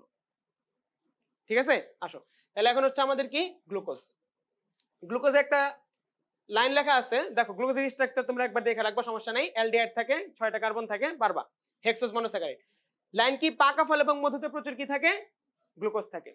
লাইনটা একবার দেখো, পাকা ফল এবং মধুতে প্রচুর কি থাকে, গ্লুকোজ থাকে। গ্লুকোজ পাকা ফল এবং কোথায়, মধুতে। এবার এই লাইনটি একটু দেখো, কি লেখা, প্রথমে উপরের লাইনটা, পাকা মিষ্টি ফল এবং মধুতে প্রচুর কি থাকে, ফ্রুক্টোজ থাকে। ফ্রুক্টোজ থাকে। তাহলে এখানে কোন ওয়ার্ড এক্সট্রা অ্যাড হইছে, মিষ্টি। মিষ্টির কারণে কোন টার্ম আসছে, ফ্রুক্টোজ। কি বুঝলা, গ্লুকোজ বেশি মিষ্টি নাকি ফ্রুক্টোজ বেশি মিষ্টি, ফ্রুক্টোজ বেশি মিষ্টি। অর্থাৎ অ্যালডিহাইড বেশি মিষ্টি না কিটোন বেশি মিষ্টি, কিটোন বেশি মিষ্টি। অ্যালডিহাইডের থেকে কিটোন আসলেই বেশি মিষ্টি। কথা বুঝতে পারছি, এটা জাস্ট বাস্তব প্রমাণ। অ্যালডিহাইডের এবং কিটোনের মধ্যে কিটোন বেশি মিষ্টি, যার কারণে যখনই কোশ্চেনে মিষ্টি ওয়ার্ড দিয়ে কোনো কোশ্চেন করবে, মিষ্টি যদি লেখা থাকে অবশ্যই ফ্রুক্টোজে হাত দিবা। তোমাকে ইন্ডিকেট করতেছে স্যার যে মিষ্টি বলতেছি, তার মানে তোমাকে কাকে হাত দিতে হবে, ফ্রুক্টোজে হাত দিতে হবে। মেডিকেল 2013 প্রশ্ন, কত প্রশ্ন সামনে আছে, যে পাকা মিষ্টি ফলে অধিকাংশ উদ্ভিদের যে পাকা ফল ধরে, এই পাকা ফলের মধ্যে মানে মিষ্টির যে পাকা ফলগুলা, সেগুলোর মধ্যে কোনটা পাওয়া যায়, অ্যান্সার কি, ফ্রুক্টোজ। মেডিকেল প্রশ্ন এটা। সো মিষ্টি কথা যখন থাকবে তখন ফ্রুক্টোজ দেখাইতে হবে। ক্লিয়ার, ওকে। এবারে এখানে আসো, একটু আরেকটু ডিটেলসে কিছু জানতে হবে এখানে, বাকিগুলা পারবা। শ্বসনের প্রাথমিক পদার্থ গ্লুকোজ। শ্বসনের প্রথম ধাপের নাম কি, গ্লাইকোলাইসিস। শুরু হয় কোন যৌগ থেকে, গ্লুকোজ থেকে। ওই যে গ্লাইকোলাইসিস কি, গ্লুকোজই তো ভাঙে, তাহলে শ্বসন শুরু হয় কোথা থেকে, গ্লুকোজ থেকে। সো শ্বসনের প্রাথমিক পদার্থ কি, গ্লুকোজ। এবার প্রধান শ্বসনিক বস্তু। শ্বসনিক বস্তু মানে যেই বস্তু থেকে আমরা শক্তি পাই। আমাদের শক্তির সোর্স তিনটা, কার্বোহাইড্রেট, প্রোটিন, লিপিড। কার্বোহাইড্রেট জারণে কত শক্তি পাওয়া যায়, 4 কিলো ক্যালোরি। প্রোটিন জারণেও 4 কিলো ক্যালোরি, কিন্তু লিপিড জারণে কত, 9 কিলো ক্যালোরি প্রতি গ্রাম জারণে। এদের তেলে তিনটা থেকেই তো শক্তি পাওয়া সম্ভব, কিন্তু কোনটা মেইন আমাদের শক্তির জন্য, কার্বোহাইড্রেট বা গ্লুকোজ। সেজন্যই আমরা খাবার খাওয়ার সময় মুরগির মাংসের চেয়ে কি ভাত কম নেই, আমরা ভাতের পরিমাণটা বেশি নেই, কারণ ভাতের মধ্যে মেইনলি কি শক্তিটা আছে, এনার্জিটা আছে। কার্বোহাইড্রেট থেকে আমরা মেইন এনার্জিটা পাবো, এবং প্রোটিনের পরিমাণ কি নেই, আমরা কম নেই। মাছ, মাংস, ডিম, দুধ এগুলা থেকে আমরা কি রুটি, ভাত, পাউরুটি এগুলা কি বেশি খাই, কারণ এই বেশি যেগুলা খাই সেখান থেকে আমাদের কি শক্তির সোর্স হচ্ছে এইটাই, এখান থেকে আমাদের মেইনলি শক্তিটা আসে। কথা বুঝতে পারছি, কেন আমরা এগুলো বেশি খাই, কারণ আমাদের বডি কার্বোহাইড্রেটকে বেশি পছন্দ করে শক্তি উৎপাদনের জন্য। আমাদের বডি কার্বোহাইড্রেট শক্তি উৎপাদনের জন্য বিশেষায়িত। কার্বোহাইড্রেট অথবা গ্লুকোজকে ভালো মতো ব্রেকডাউন করে 36 এটিপি তৈরি করতে পারে। কথা বুঝতে পারছি, সে কারণে আমাদের প্রধান শ্বসনিক বস্তু হচ্ছে কি, গ্লুকোজ। গ্লুকোজ থেকে মেইনলি আমরা এনার্জিটা পাই। ওকে, এখন আসো, গ্লুকোজের ব্যবহার সুন্দর মতো মুখস্থ করবা। মেডিকেল অ্যাডমিশন টেস্ট 18-19 এখান থেকে সুন্দর প্রশ্ন আসছে, একদম ডাবল অ্যান্সার ছিল, একদম এই লাইনগুলোকে টার্গেট করে প্রশ্ন আসছে 18-19 সালে। সো রিপিট হইতে পারে, আবার পড়তে হবে। ঠিক আছে, গ্লুকোজের ব্যবহার সুন্দর মতো মুখস্থ করবা। এবার আসো, ডি গ্লুকোজ আর এল গ্লুকোজ। আমরা কি অনেকটা জৈব যৌগের মতো টপিক পড়তেছি, তাই না, জৈব বস্তুর মতো পড়তেছি, ওই যে অ্যালডিহাইড আছে, অ্যালকোহল আছে, এগুলো আছে। সো গ্লুকোজ হচ্ছে অপটিক্যাল আইসোমার হচ্ছে দুইটা, ডেক্সট্রোরোটেটরি আর কি ল্যাবোরোটেটরি। যদি গ্লুকোজের 1 2 3 4 5 সেটা কি 5 নাম্বার কার্বন, 5 নাম্বার কার্বনে OH কোন সাইডে আছে, ডান সাইডে। ডান সাইডে থাকলে কি গ্লুকোজ হবে, ডি গ্লুকোজ। আর 5 নাম্বার কার্বন OH বাম সাইডে থাকলে কি গ্লুকোজ হবে, এল গ্লুকোজ। কথা ক্লিয়ার। সো গ্লুকোজের অপটিক্যাল আইসোমার কয়টা, দুইটা, ডি গ্লুকোজ আর কি এল গ্লুকোজ। ডি গ্লুকোজ কোনটা, 5 নাম্বার কার্বন OH কি ডানে, আর 5 নাম্বার কার্বন OH বামে থাকলে কি এল গ্লুকোজ। একজনের আবর্তন মাত্রা প্লাস 52.3 ডিগ্রি, বইয়ের মধ্যে নাই কোথাও, প্লাস 52.3 ডিগ্রি। তাহলে আরেকজনের আবর্তন মাত্রা কত হবে, মাইনাস 52.3 ডিগ্রি। যেহেতু একজনের আবর্তনের মাত্রা আরেকজনের আবর্তন মাত্রা সম্পূর্ণ বিপরীত, সমান কিন্তু কি বিপরীত, এই দুজন পরস্পরের কি এনানসিওমার, এই দুজন পরস্পরের কি এনানসিওমার। একটু বুঝতে পারছি। তাহলে গ্লুকোজের অপটিক্যাল আইসোমার কয়টা, দুইটা, দুই ধরনের, ডি গ্লুকোজ ডি সমাণু আর কি এল সমাণু। ডি ল্যাকটিক অ্যাসিডের আবর্তন মাত্রা কত ছিল +2.24 ডিগ্রি, এল ল্যাকটিক অ্যাসিডের আবর্তন মাত্রা কত ছিল -2.24 ডিগ্রি, ডি গ্লুকোজের আবর্তন মাত্রা হচ্ছে এটা ইংলিশ কি আবর্তন মাত্রার রোটেশন অ্যাঙ্গেল এরকম হবে। যাই হোক, আবর্তনের যেই অ্যামাউন্টটা আছে, ঠিক আছে, অ্যামাউন্ট অফ রোটেশন +52.3 ডিগ্রি আর -52.3 ডিগ্রি, ডি গ্লুকোজ আর এল গ্লুকোজ। এবার শোনো, আমরা যেই গ্লুকোজ খাই বা আমাদের পেটে যে শর্করা থেকে গ্লুকোজ তৈরি হয় অথবা আমাদের কোষে কি গ্লুকোজ থেকে শক্তি তৈরি হচ্ছে, সেটা কোনটা থেকে, ডি থেকে নাকি এল থেকে? অ্যান্সার হচ্ছে ডি থেকে। অ্যান্সার হচ্ছে ডি থেকে। অর্থাৎ ডি গ্লুকোজ এবং এল গ্লুকোজ সম্পর্কে কিছু জিনিস তোমাকে মাথায় রাখতে হবে। উদ্ভিদ যে গ্লুকোজ তৈরি করে সেটা ডি শ্রেণীর, আমরা যে গ্লুকোজ ইউজ করি সেটাও কি ডি শ্রেণীর। অর্থাৎ ডি গ্লুকোজ হচ্ছে প্রাকৃতিক, ডি গ্লুকোজ কি প্রাকৃতিক, কিন্তু এল গ্লুকোজ প্রাকৃতিক না, এল গ্লুকোজ মানুষ পরে তৈরি করছে, এটা হচ্ছে কৃত্রিম। এল গ্লুকোজ মানুষ পরে তৈরি করছে, এটা হচ্ছে কি কৃত্রিম। ডি গ্লুকোজ যদি খাও এটা এটিপি তৈরি করবে, বডির ভিতরে কি তৈরি করবে, এটিপি তৈরি করবে। এল গ্লুকোজ যদি খাও সেটা কোনো এটিপি তৈরি করবে না, সেটা ইউরিন দিয়ে বের হয়ে যাবে, কোনো এটিপি তৈরি করবে না, এটা কৃত্রিম, এটা নিষ্ক্রিয়, এটা ইউরিন দিয়ে কি হয়ে যাবে, বের হয়ে যাবে। আমার কথা কি বুঝতেছো? ঠিক একই কারণে বাজারে যেই শক্তির গ্লুকোজের যেই প্যাকেটটা পাওয়া যায় সেটার নাম কি গ্ল্যাক্সোস ডি, গ্ল্যাক্সোস ডি, গ্ল্যাক্সোস এল তো না, কারণ গ্ল্যাক্সোস ডি মানে কি ডি গ্লুকোজ আছে ওইটার ভিতরে, সেটা খাইলে তুমি ইনস্ট্যান্ট কি পাবা, এনার্জি পাবা, ইনস্ট্যান্ট এনার্জি পাবা। কারণ ডি গ্লুকোজ থেকে শুধুমাত্র কি তৈরি সম্ভব, এটিপি তৈরি সম্ভব। এল গ্লুকোজ কৃত্রিম, এটা নিষ্ক্রিয়, এখান থেকে তুমি কোনো এটিপি পাবা না, এটা ইউরিনের সাথে বের হয়ে যাবে, যেখানে ঢুকবে ইউরিনের সাথে বের হয়ে যাবে, ইউরিনেশন হয়ে যাবে। তাহলে এল গ্লুকোজ মানুষ কেন বানাইলো, হুদাই যে খাবো ইউরিন দিয়ে বের হয়ে যাবে, ডায়াবেটিক্স রোগী যারা তাদের জন্য বানানো হয়েছে। তারা এল গ্লুকোজ খেলে মিষ্টি লাগবে, কিন্তু বডির মধ্যে সেটা কোনো বিক্রিয়া করবে না, নিষ্ক্রিয়। এল গ্লুকোজ কি নিষ্ক্রিয় না? খাইলে কি লাগবে, মিষ্টি লাগবে, কিন্তু বডির মধ্যে বিক্রিয়া করবে, করবে না। তাহলে বিভিন্ন ডায়াবেটিক যে বিস্কুটগুলো আছে এত বেশি মিষ্টি না, কিন্তু কেন এত বেশি মিষ্টি না বলতো? কারণ আমরা যে চিনি খাই সেই চিনির থেকে পিওর গ্লুকোজ একটু কম মিষ্টি। পিওর গ্লুকোজ গ্ল্যাক্সোস ডি, যেটা নরমাল চিনি থেকে গ্ল্যাক্সোস ডি কি একটু কম মিষ্টি। ডায়াবেটিসের যে চকলেটগুলো সেখানে কি চিনি ইউজ করে নাকি এল গ্লুকোজ ইউজ করে? এল গ্লুকোজ মানে গ্লুকোজ ইউজ করে। গ্লুকোজ কি একটু কম মিষ্টি, গ্লুকোজ একটু কম মিষ্টি, যার কারণে ওইটা এভারেজ মিষ্টি লাগে। এত বেশি কড়া মিষ্টি যদি দেয় তাহলে বুঝবা যে ওইটা ঝামেলা আছে, ওইটা মানে পিওর না, ডায়াবেটিস প্রতিরোধী না। ডায়াবেটিস প্রতিরোধীদের জন্য এল গ্লুকোজ তৈরি করা হয়েছে, যেটা কৃত্রিম, যেটা নিষ্ক্রিয়, যেটা খাইলে মিষ্টি লাগবে কিন্তু বডিতে কোনো ইনসুলিন লেভেলে কোনো হ্যাম্পার করবে না। আর ডি গ্লুকোজ কি গাছে তৈরি হয়, সালোক সংশ্লেষণ প্রক্রিয়ায় উদ্ভিদ কোন গ্লুকোজ তৈরি করবে, ডি গ্লুকোজ। আমাদের কোন গ্লুকোজ থেকে শক্তি আসবে, ডি গ্লুকোজ। এটা অ্যাক্টিভ, প্রাকৃতিক, এটিপি তৈরিতে সাহায্য করে। হ্যাঁ, ওখানেও এল গ্লুকোজে কিছু পার্সেন্টেজ ইউজ করা হয়, আরো কিছু মডিফাইড মানে মলিকিউলস আছে, বাট এটার কিছু একটা পার্সেন্টেজ ইউজ হয়। মানে তোমার মিষ্টি লাগবে বাট বডিতে সেটা বার্ন করবে না, ক্যালোরি বার্ন করবে না, ঠিক আছে? এটার কনসেপ্টে তৈরি করা হয়েছে। ওকে, আসো তাহলে ডি গ্লুকোজ এল গ্লুকোজ হয়েছে। আচ্ছা, এখন একটু খেয়াল করো, এইবার বই যদি খুলো এই চ্যাপ্টারে দেখবে এরকম কিছু রিং জিনিস আছে। এই চ্যাপ্টারে যারা পড়তে যাবা বই খুলবা দেখবে এরকম রিং কিছু জিনিস আছে। এখন প্রশ্ন হচ্ছে এগুলাকে আমাদের বুঝা পড়তে হবে কিনা। অ্যান্সার হচ্ছে না, এখন আর বয়স নাই, যেহেতু তোমাদের শর্ট সিলেবাসে ছিল না, এগুলো এখন ওইভাবে শিখতে হবে না।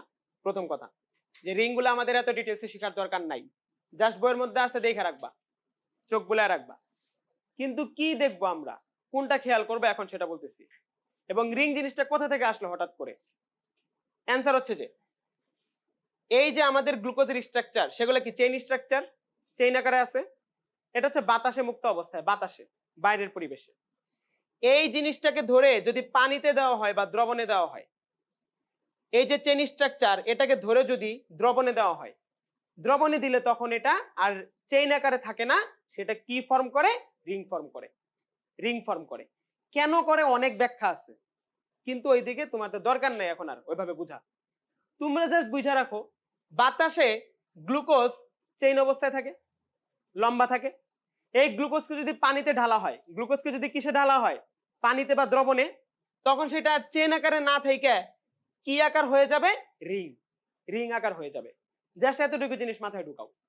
কথা ক্লিয়ার? তাহলে দ্রবণে দিলে কার্বোহাইড্রেট কোন স্ট্রাকচার থেকে কোন স্ট্রাকচারে যায়?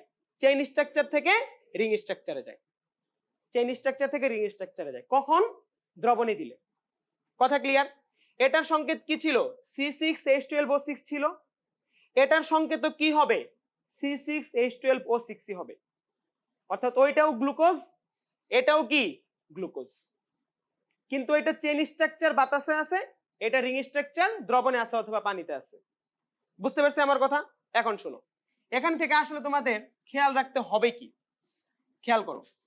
গ্লুকোজে কার্বন কয়টা? 6টা। দেখো এইখানে কি একটা বেনজিনের মতো রিং ফরমেশন করছে, তাই না? সমতলীয় একটা চক্র গঠন করছে বেনজিনের মতো।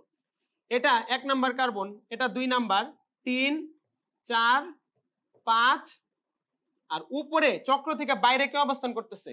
6। চক্র থেকে বাইরে কে অবস্থান করতেছে? 6 নাম্বার কার্বন। অর্থাৎ যখন একটা কার্বোহাইড্রেট রিং ফর্ম করে, রিং ফরমেশন করে, লাস্টের কার্বনটা চক্র থেকে বাইরে থাকে। লাস্টের যে কার্বনটা চক্র থেকে কোথায় থাকে? বাইরে থাকে। এই জিনিসটা চাইলে একটু মাথায় তুমি রাখতে পারো। তাও যদি বেশি কঠিন মনে হয় দরকার নাই, তোমাকে আমি বলছি রিং স্ট্রাকচার কখন থাকবে? দ্রবণে থাকবে। পারবো? বুঝতে পারছি?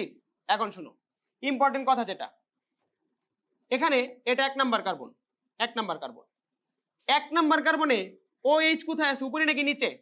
নিচে। এই পজিশনকে বলে হচ্ছে আলফা পজিশন, এবং এই গ্লুকোজকে কি গ্লুকোজ নামে ডাকা হবে? Alpha glucose. কি গ্লুকোজ নামে ডাকা হবে? Alpha glucose. 1 নাম্বার কার্বনে OH নিচে থাকলে গ্লুকোজের নাম কি? Alpha glucose. কিন্তু 1 নাম্বার কার্বনে OH এখানে কোথায় আছে? উপরে আছে। 1 নাম্বার কার্বনে OH যদি উপরে থাকে তখন সেটার নাম হচ্ছে বিটা গ্লুকোজ। তখন সেটার নাম হচ্ছে কি? Beta glucose. জাস্ট এই জিনিসটা তোমাদের মাথায় রাখতে হবে, আলফা গ্লুকোজ কি আর বিটা গ্লুকোজ কি। রিং স্ট্রাকচারে 1 নাম্বার কার্বনে OH যদি নিচে থাকে সেটা কি গ্লুকোজ? Alpha glucose. রিং স্ট্রাকচারে 1 নাম্বার কার্বনে OH যদি উপরে থাকে নাম কি? Beta glucose. এইটুকু কনসেপ্ট তোমাদের লাগবে। এই কনসেপ্টটা মোটামুটি ইম্পর্টেন্ট। আমার কথা কি ক্লিয়ার? জাস্ট এতটুকু জিনিস। রিং স্ট্রাকচারে এই যে কত কিছু দেখা যাইতেছে এগুলো কিচ্ছু লাগবে না, পরীক্ষায় একটা কোশ্চেনও আসবে না। পরীক্ষায় খালি প্রশ্ন আসবে আলফা গ্লুকোজ আর বিটা গ্লুকোজ সম্পর্কিত। তোমাকে জাস্ট এইটা মাথায় রাখতে হবে, আলফা গ্লুকোজ কি আর বিটা গ্লুকোজ কি। আলফা গ্লুকোজ কি? রিং স্ট্রাকচার 1 নাম্বার কার্বনে OH কোথায়? নিচে। বিটা গ্লুকোজ কি? 1 নাম্বার কার্বনে OH টা কোথায় আছে? উপরে। জাস্ট এতটুকু জিনিস তুমি মাথায় ঢুকাও, এই নলেজটা ইম্পর্টেন্ট হয়ে যাবে, কাজ হয়ে যাবে। কথা ক্লিয়ার? এবার তোমরা আমাকে বলো বিটা গ্লুকোজ সম্পর্কে তোমরা কারিকুলামে কি পড়ছো? সেলুলোজ গঠন করে। অর্থাৎ এই যে বিটা গ্লুকোজ, এটা তো মনোস্যাকারাইড। এটা কি? মনোস্যাকারাইড। তুমি যদি 11টা নাও তাহলে কি হয়ে যাবে? পলিস্যাকারাইড হয়ে যাবে না? 11টা বিটা গ্লুকোজ নিলে যে পলিস্যাকারাইড হবে সেটার নাম হবে সেলুলোজ। সেটার নামই কি হবে? সেলুলোজ। সেলুলোজ। অর্থাৎ বিটা গ্লুকোজের পলিমারের নাম কি? সেলুলোজ। এটাই আসছে মেডিকেলে বারবার, এটাই আসবে। সেলুলোজে তাহলে কোন ধরনের গ্লুকোজ থাকে? আলফা নাকি বিটা? এটাই মেডিকেলের প্রশ্ন, জাহাঙ্গীরনগরের প্রশ্ন, ঢাকা ইউনিভার্সিটির প্রশ্ন, বোর্ডের প্রশ্ন। সহজ জিনিস পরীক্ষায় আসে। কথা ক্লিয়ার? আর আলফা গ্লুকোজ থেকে পলিমার হয়ে 2টা জিনিস তৈরি হয়। কি কি? সেলুলোজ বাদ দাও, আর কি কি পলিস্যাকারাইড ইম্পর্টেন্ট আছে আমাদের? স্টার্চ আছে না একটা? দেখো আলফা গ্লুকোজ থেকে পলিমার হয়ে তৈরি হয় কি? স্টার্চ। আলফা গ্লুকোজ পলিমার হয়ে তৈরি হয় হচ্ছে গ্লাইকোজেন। আলফা গ্লুকোজের পলিমারের নাম হচ্ছে স্টার্চ এবং গ্লাইকোজেন। আর বিটা গ্লুকোজের পলিমারের নাম কি? সেলুলোজ। এই যে তুমি এই যে নলেজটা আজকে জানলা, এটা একদম অ্যাডমিশন পর্যন্ত মনে রাখবা। এটা ইম্পর্টেন্ট নলেজ, এটা ইম্পর্টেন্ট নলেজ। তাহলে গ্লুকোজের পলিমার হচ্ছে কি? স্টার্চ, সেলুলোজ, গ্লাইকোজেন, তাই না? গ্লুকোজের পলিমার আমরা যে গ্লুকোজটা ইউজ করি, গ্লুকোজটা খাই, গাছে তৈরি হয়, সেগুলোর পলিমার হচ্ছে কি? Starch, glycogen, cellulose. Alpha glucose দ্বারা যদি হয় পলিমার গুলা, সেগুলোর নাম কি হবে? স্টার্চ এবং গ্লাইকোজেন। যদি বিটা গ্লুকোজ দ্বারা জিনিসগুলো তৈরি হয় তাহলে সেটার নাম কি হবে? সেলুলোজ। সেলুলোজ হবে। আমার কথা কি ক্লিয়ার? এই জিনিসগুলা করতে হবে, এগুলো মাথায় রাখতে হবে। পারবো? ঠিক আছে। এখন আসো হচ্ছে তাহলে আলফা গ্লুকোজ আর বিটা গ্লুকোজ নামে দুইজন আছে, চিনছো তো? ওকে। ডি আর এল গ্লুকোজ নামে দুইজন আছে, চিনছো? হয়েছে, চিনছো। ডি গ্লুকোজ এল গ্লুকোজ জানো, আলফা গ্লুকোজ বিটা গ্লুকোজ জানো, কাজ হয়ে গেছে। বাকি ইনফরমেশন মুখস্থ করবা। ঠিক আছে? এখন আসো তাহলে আমি লাস্ট একবার একটু রিপিট করে যাই। এখানে চেইন স্ট্রাকচারে 5 নাম্বার কার্বনে ওএইচ ডানে থাকলে ডি গ্লুকোজ, চেইন স্ট্রাকচারে 5 নাম্বার কার্বনে ওএইচ বামে থাকলে কি এল গ্লুকোজ। ডি গ্লুকোজ প্রাকৃতিক, এল গ্লুকোজ কৃত্রিম। ডি গ্লুকোজ শক্তি তৈরি করে, এল গ্লুকোজ নিষ্ক্রিয় থাকে। এইবার রিং স্ট্রাকচারে OH মূলক 1 নাম্বার কার্বনের নিচে থাকলে আলফা গ্লুকোজ, 1 নাম্বার কার্বনে OH উপরে থাকলে কি বিটা গ্লুকোজ। তুমি দেখো আর কোনো পার্থক্য নাই দুইজনের মধ্যে। আলফা গ্লুকোজ গঠন করে স্টার্চ এবং গ্লাইকোজেন, বিটা গ্লুকোজ গঠন করে সেলুলোজ। এতটুকু জিনিস। ঠিক আছে? ওকে। এবার আসো, গ্লুকোজ আমাদের শেষ। ফ্রুক্টোজের কিছু ইনফরমেশন আছে, ওই যে আমি বলছিলাম একটা কথা, পাকা মিষ্টি ফল মধুতে থাকে, একে ফলের চিনি বলে। কিছু ইনফরমেটিভ টাইপ জিনিস, এগুলো মুখস্থ করবা। ফ্রুক্টোজ তো এমনি চিনতে পারছো, ফ্রুক্টোজে কি অ্যালডিহাইড থাকে নাকি কিটোন থাকে? কিটোন থাকে। ফ্রুক্টোজে কার্বন সংখ্যা কত? 6। তাহলে এটা কি একটা হেক্সোজ মনোস্যাকারাইড। যেহেতু একটা মনোস্যাকারাইড, এটা একটি বিজারক শর্করা। এটি একটি বিজারক শর্করা। প্রথম ফলে পাওয়া গেছিল, সেজন্য এটার নাম কি? Fruit sugar. এফ দিয়ে ফ্রুক্টোজ, এফ দিয়ে কি? Fruit sugar. মনে রাখতে পারো চাইলে। এফ দিয়ে ফ্রুক্টোজ, এফ দিয়ে কি? ফ্রুট সুগার বা ফলের শর্করা। ঠিক আছে? আচ্ছা, আখের যে রস আছে সেখানে প্রচুর পরিমাণে ফ্রুক্টোজও আছে, আবার সুক্রোজও আছে। চিনিও থাকে, ফ্রুক্টোজও থাকে, দুইটা জিনিসই কম বেশি থাকে। ওকে, এগুলা পারবা, সমস্যা নাই। গ্লুকোজ ফ্রুক্টোজের তুলনা যা পড়ছি আমরা সেগুলা থেকেই মোটামুটি বের করতে পারবা, হয়ে যাবে, সমস্যা নেই।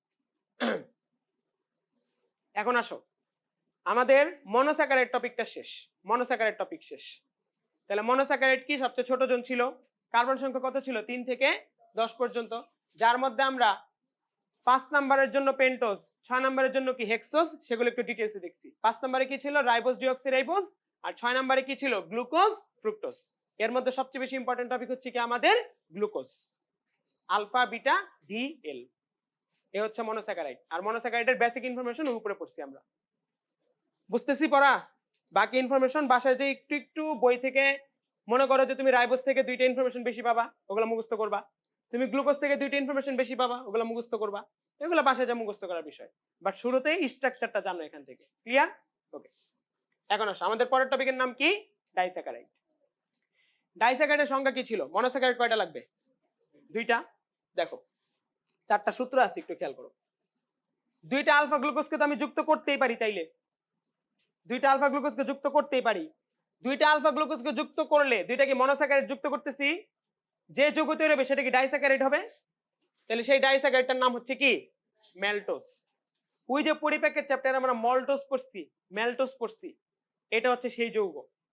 এবং পরিপাকের চ্যাপ্টার মনে করে দেখো, ম্যালটোজ ভাঙলে 2 অণু গ্লুকোজ পাওয়া যায়। ম্যালটোজ ভাঙলে কয় অণু গ্লুকোজ পাওয়া যায়? 2 অণু গ্লুকোজ পাওয়া যায়।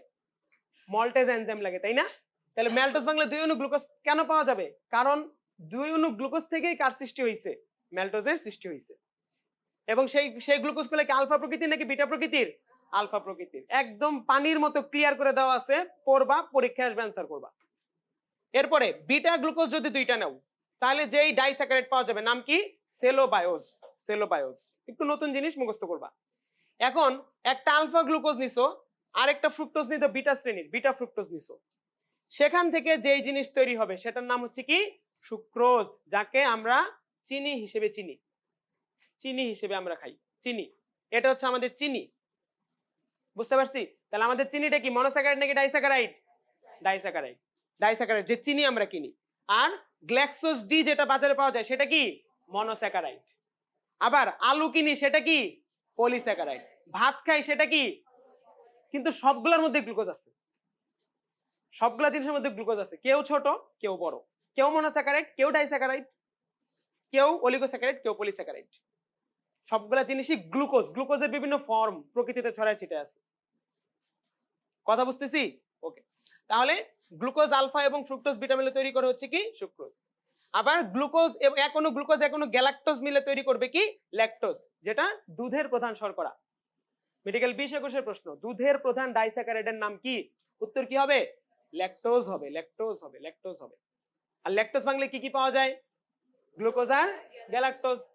কোন এনজাইম লাগে? Lactase enzyme. এখন একটু খেয়াল করো, তুমি এই যে বড় বড় জিনিসগুলো পড়তেছো, পরিপাকে কি বড় জিনিসগুলো কি আগে ভাঙা হয়? এই চ্যাপ্টার তুমি যদি লিপিড পর্যন্ত ভালো মতো শেষ করো, পরে কি প্রোটিন লিপিড আছে, তোমার পরিপাকের সিঙ্গেল বিক্রিয়াও তোমার মুখস্থ করতে হবে না, সিঙ্গেল বিক্রিয়াও তোমার মুখস্থ করতে হবে না। লেসিথিন ভাঙলে কি কি পাওয়া যায় এখন বলতে পারবা না। লিপিডের ক্লাস যখন করবা, লেসিথিন ভাঙলে কি পাওয়া যায় তোমাকে আর বই খুলতে হবে না। কারণ এই যে দেখো ম্যালটোজ ভাঙলে কি পাওয়া যাবে? 2 অণু আলফা গ্লুকোজ পাওয়া যাবে। বিক্রিয়া লিখতে পারবা না পরীক্ষায়? পরিপাকের বিক্রিয়া আসছে, শর্করার বিক্রিয়া। ডাইস্যাকারাইড গুলা ভাঙ্গার বিক্রিয়া লিখতে পারবা না? কি সবগুলোর নাম দিবা, সেলুলোজ বাদ, ম্যালটোজ, সুক্রোজ, ল্যাকটোজ। এনজাইম কি কি লাগবে? ম্যালটেজ, সুক্রেজ, ল্যাকটেজ। ভাঙ্গে কি কি হবে? 2 অণু আলফা গ্লুকোজ, বিটা ফ্রুক্টোজ, একটা গ্লুকোজ, একটা গ্যালাক্টোজ। হয়ে গেছে কাজ। ঠান্ডা লাগে এটা? এটারটা না? ঠিক আছে, এবার দেখো তাহলে মেডিকেলে জাস্ট এই জায়গা থেকে 2টা প্রশ্ন আসছে, গত 16-17টা আসছে যে উদ্ভিদে প্রধান কোন ডাইস্যাকারাইড পাওয়া যায়? অ্যান্সার হচ্ছে সুক্রোজ। উদ্ভিদে প্রধান কোন ডাইস্যাকারাইড পাওয়া যাবে? সুক্রোজ। আর দুধের প্রধান ডাইস্যাকারাইডের নাম কি? অ্যান্সার হচ্ছে কি? ল্যাকটোজ। ছোট ছোট ইনফরমেশন এনাফ। ঠিক আছে, এখন আসো তাহলে এখন একটু তোমাদেরকে কি জিনিস বুঝাই যে বিক্রিয়াটা কিভাবে হয়। ধরো আমি সুক্রোজ বানাইতে চাই, তাহলে আমার কি কি লাগবে? কি কি লাগবে? আলফা গ্লুকোজ, সাথে কি লাগবে? বিটা ফ্রুক্টোজ লাগবে। দেখো আলফা গ্লুকোজের সংকেত কি? C6H12O6। আলফার জন্য কি এই সংকেতে কোনো হ্যাম্পার হবে? না। বিটা ফ্রুক্টোজের সংকেত কি? C6H12O6। বিটার জন্য সংকেতে কোনো হ্যাম্পার হবে না। একই জিনিস আমি বলছি। সো দুইটাকে তুমি যখন মিক্স করো তখন সংকেত কি হওয়া উচিত? C12H24O12 দ্বিগুণ হওয়া উচিত। এখন শোনো, আলফা গ্লুকোজের মধ্যে কি আছে? OH তো আছে, কারণ গ্লুকোজ কি একটা কার্বোহাইড্রেট কি OH মূলক থাকে। বিটা ফ্রুক্টোজের কাছেও কি আছে? OH আছে। আমি এদের কাছে OH আছে কোন সাহসে বলতেছি? কারণ এরা কি কার্বোহাইড্রেট OH মূলক তো একের বেশি থাকে, সেই কনফিডেন্স আমি বলতেছি যে এখানে OH আছে, এখানেও কি আছে? OH আছে।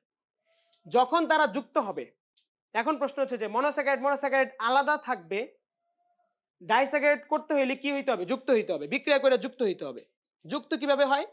এটার একটা OH আর এটার একটা OH, দুইজন বিক্রিয়া করে, দুইজন কাছাকাছি আসে, কাছাকাছি আসার পরে এই অঞ্চল থেকে কোনো পানি বের হয়ে যায়, এই অঞ্চল থেকে কোনো কি বের হয়ে যায়? পানি বের হয়ে যায়। পানি বের হয়ে গেলে এখানে শুধুমাত্র কে বাইচা থাকে? অক্সিজেন। এই যে OH দুইজন আসছে, দুইজন আসার পর এখান থেকে কোনো কি বের হয়ে গেছে? পানি বের হয়ে গেছে। বাইচা আছে কে? শুধুমাত্র অক্সিজেন। অর্থাৎ গ্লুকোজ এবং ফ্রুক্টোজ একটি অক্সিজেন বন্ধন দ্বারা এখন পরস্পর যুক্ত হবে। ফাইনাল ফিগার এটা। গ্লুকোজ এবং ফ্রুক্টোজ একটি কি বন্ধন দ্বারা? অক্সিজেন বন্ধনী দ্বারা এখন তারা যুক্ত হবে। এবং এইটা গঠনের সময় এখান থেকে কি বের হয়ে গেছে? পানি বের হয়ে গেছে। তাহলে এখন কি হয়েছে? একটা ডাইস্যাকারাইড হয়েছে। একটা ডাইস্যাকারাইড হয়েছে। এই ডাইস্যাকারাইডের ক্ষেত্রে এখন সংকেতটা কি হবে? দুইজন যদি থাকতো সংকেত কি হওয়া উচিত ছিল? C12H24O12। কিন্তু এখান থেকে কোনো কি বের হয়ে গেছে? পানি বের হয়ে গেছে। সংকেত কি হবে? এটাই হচ্ছে চিনির সংকেত। এভাবে আসছে, এটাই চিনির সংকেত। মুখস্থ করছি না ছোটবেলা থেকে, ব্যাখ্যা হচ্ছে এইটা। C12H22O11 চিনির সংকেত এইভাবে আসছে। এটাই হচ্ছে আমাদের চিনি। এই যে এই জিনিস দিয়ে আমরা শরবত বানাবো, এই জিনিস হচ্ছে আমাদের চিনি। আমরা যে চিনিটা খাই সেটা কি আছে? এক সাইডে আলফা গ্লুকোজ আছে, আর এক সাইডে কি আছে? বিটা ফ্রুক্টোজ আছে, মাঝখানে একটা অক্সিজেন বন্ধনী আছে।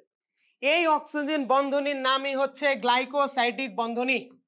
এই অক্সিজেন বন্ধনীর নামই হচ্ছে কি? গ্লাইকোসাইডিক বন্ধনী।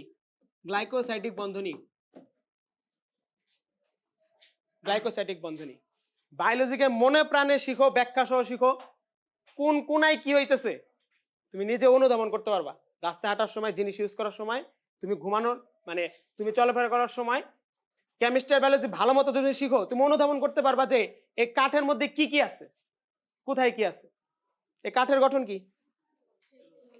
শুধু সেলুলোজ, মানে কোষ নাকি, এটা কি কোনো কোষ দ্বারা তৈরি কাঠ, নাকি অন্য কি কি জিনিস দ্বারা তৈরি? এই জিনিস হচ্ছে মৃত কোষ। এই যে মৃত কোষের ভিজুয়াল উদাহরণ হচ্ছে এইটা, মৃত কোষ। মৃত কোষ, মৃত প্রাণী কোষ নাকি মৃত উদ্ভিদ কোষ? উদ্ভিদ কোষ। মৃত প্রাণী কোষ কেন তোমার স্ট্রাকচার সেম থাকে না, স্ট্রাকচার কেন নষ্ট হয়ে যায় মৃত প্রাণী কোষের? কারণ আমাদের কি নাই, কোষ প্রাচীর নাই। কিন্তু উদ্ভিদ মারা গেছে তাও দেখা যাচ্ছে ওকে, কারণ কি ওখানে কি আছে, কোষ প্রাচীর আছে যেটা পচনশীল না, সেলুলোজ আছে যেটা পচনশীল না, ঠিক আছে, ওইটাও কিন্তু কোষ দ্বারা তৈরি। আচ্ছা যাই হোক, তাহলে এখন আসো, বলতেছিলাম কি, তাহলে সুক্রোজের সংকেত কি হবে, C12H22O11, এভাবে আসছে পানি বের হয়ে যাওয়ার কারণে।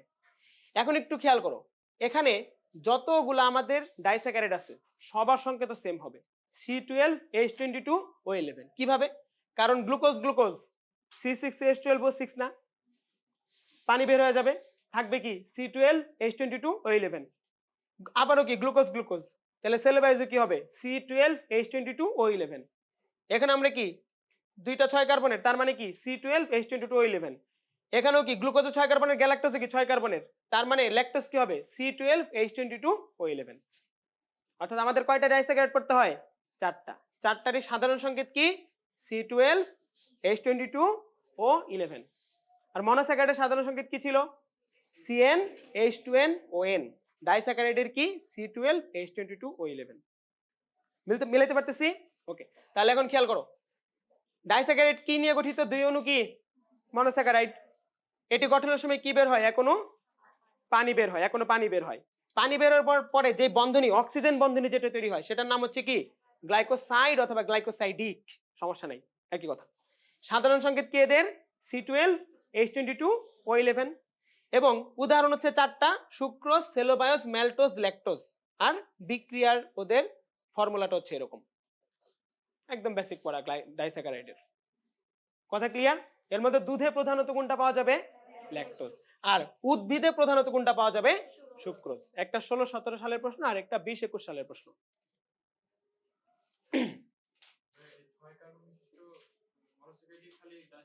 গুড কোশ্চেন, ও জিজ্ঞাসা করছে শুধুমাত্র 6 কার্বন বিশিষ্ট কেন নিছি এখানে, এখানে তো আমি রাইবোজ আর ডিঅক্সি রাইবোজ যোগ করতে পারতাম।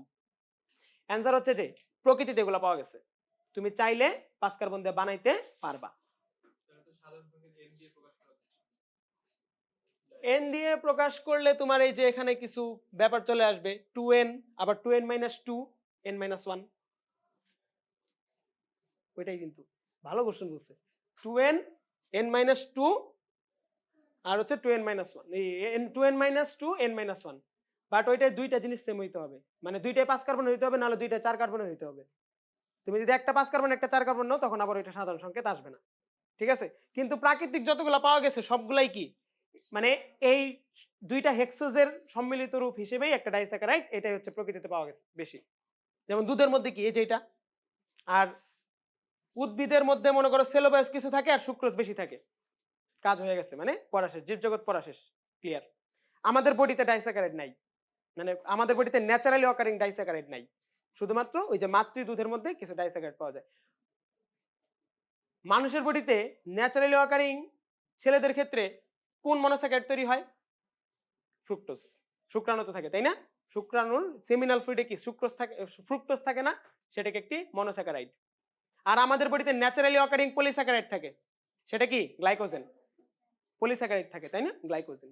আচ্ছা যাই হোক, ওকে, এবার আসো হচ্ছে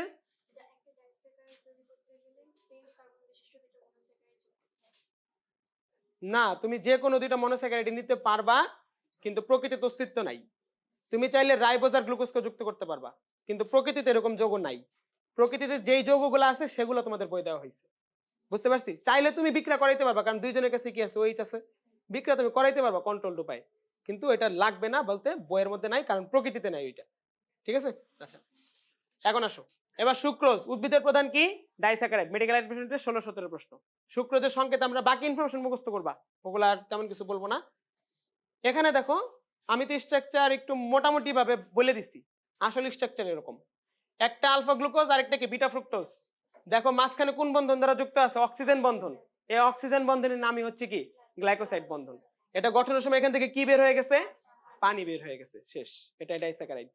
ঠিক আছে, তাহলে কার্বোহাইড্রেটের অভ্যন্তরীণ বন্ধনের নাম কি? গ্লাইকোসাইডিক বন্ধনী। প্রোটিনের অভ্যন্তরীণ বন্ধনের নাম কি? প্রোটিনের অভ্যন্তরীণ বন্ধনের নাম কি? পেপটাইড বন্ধন। কি বন্ধন?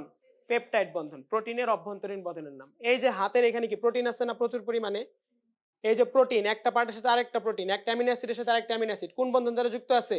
পেপটাইড বন্ধন দ্বারা যুক্ত আছে। আবার এই যে কাঠের ভিতরে অনেক গ্লুকোজ একটা সাথে আরেকটা যুক্ত আছে না, কোন বন্ধন দ্বারা যুক্ত আছে?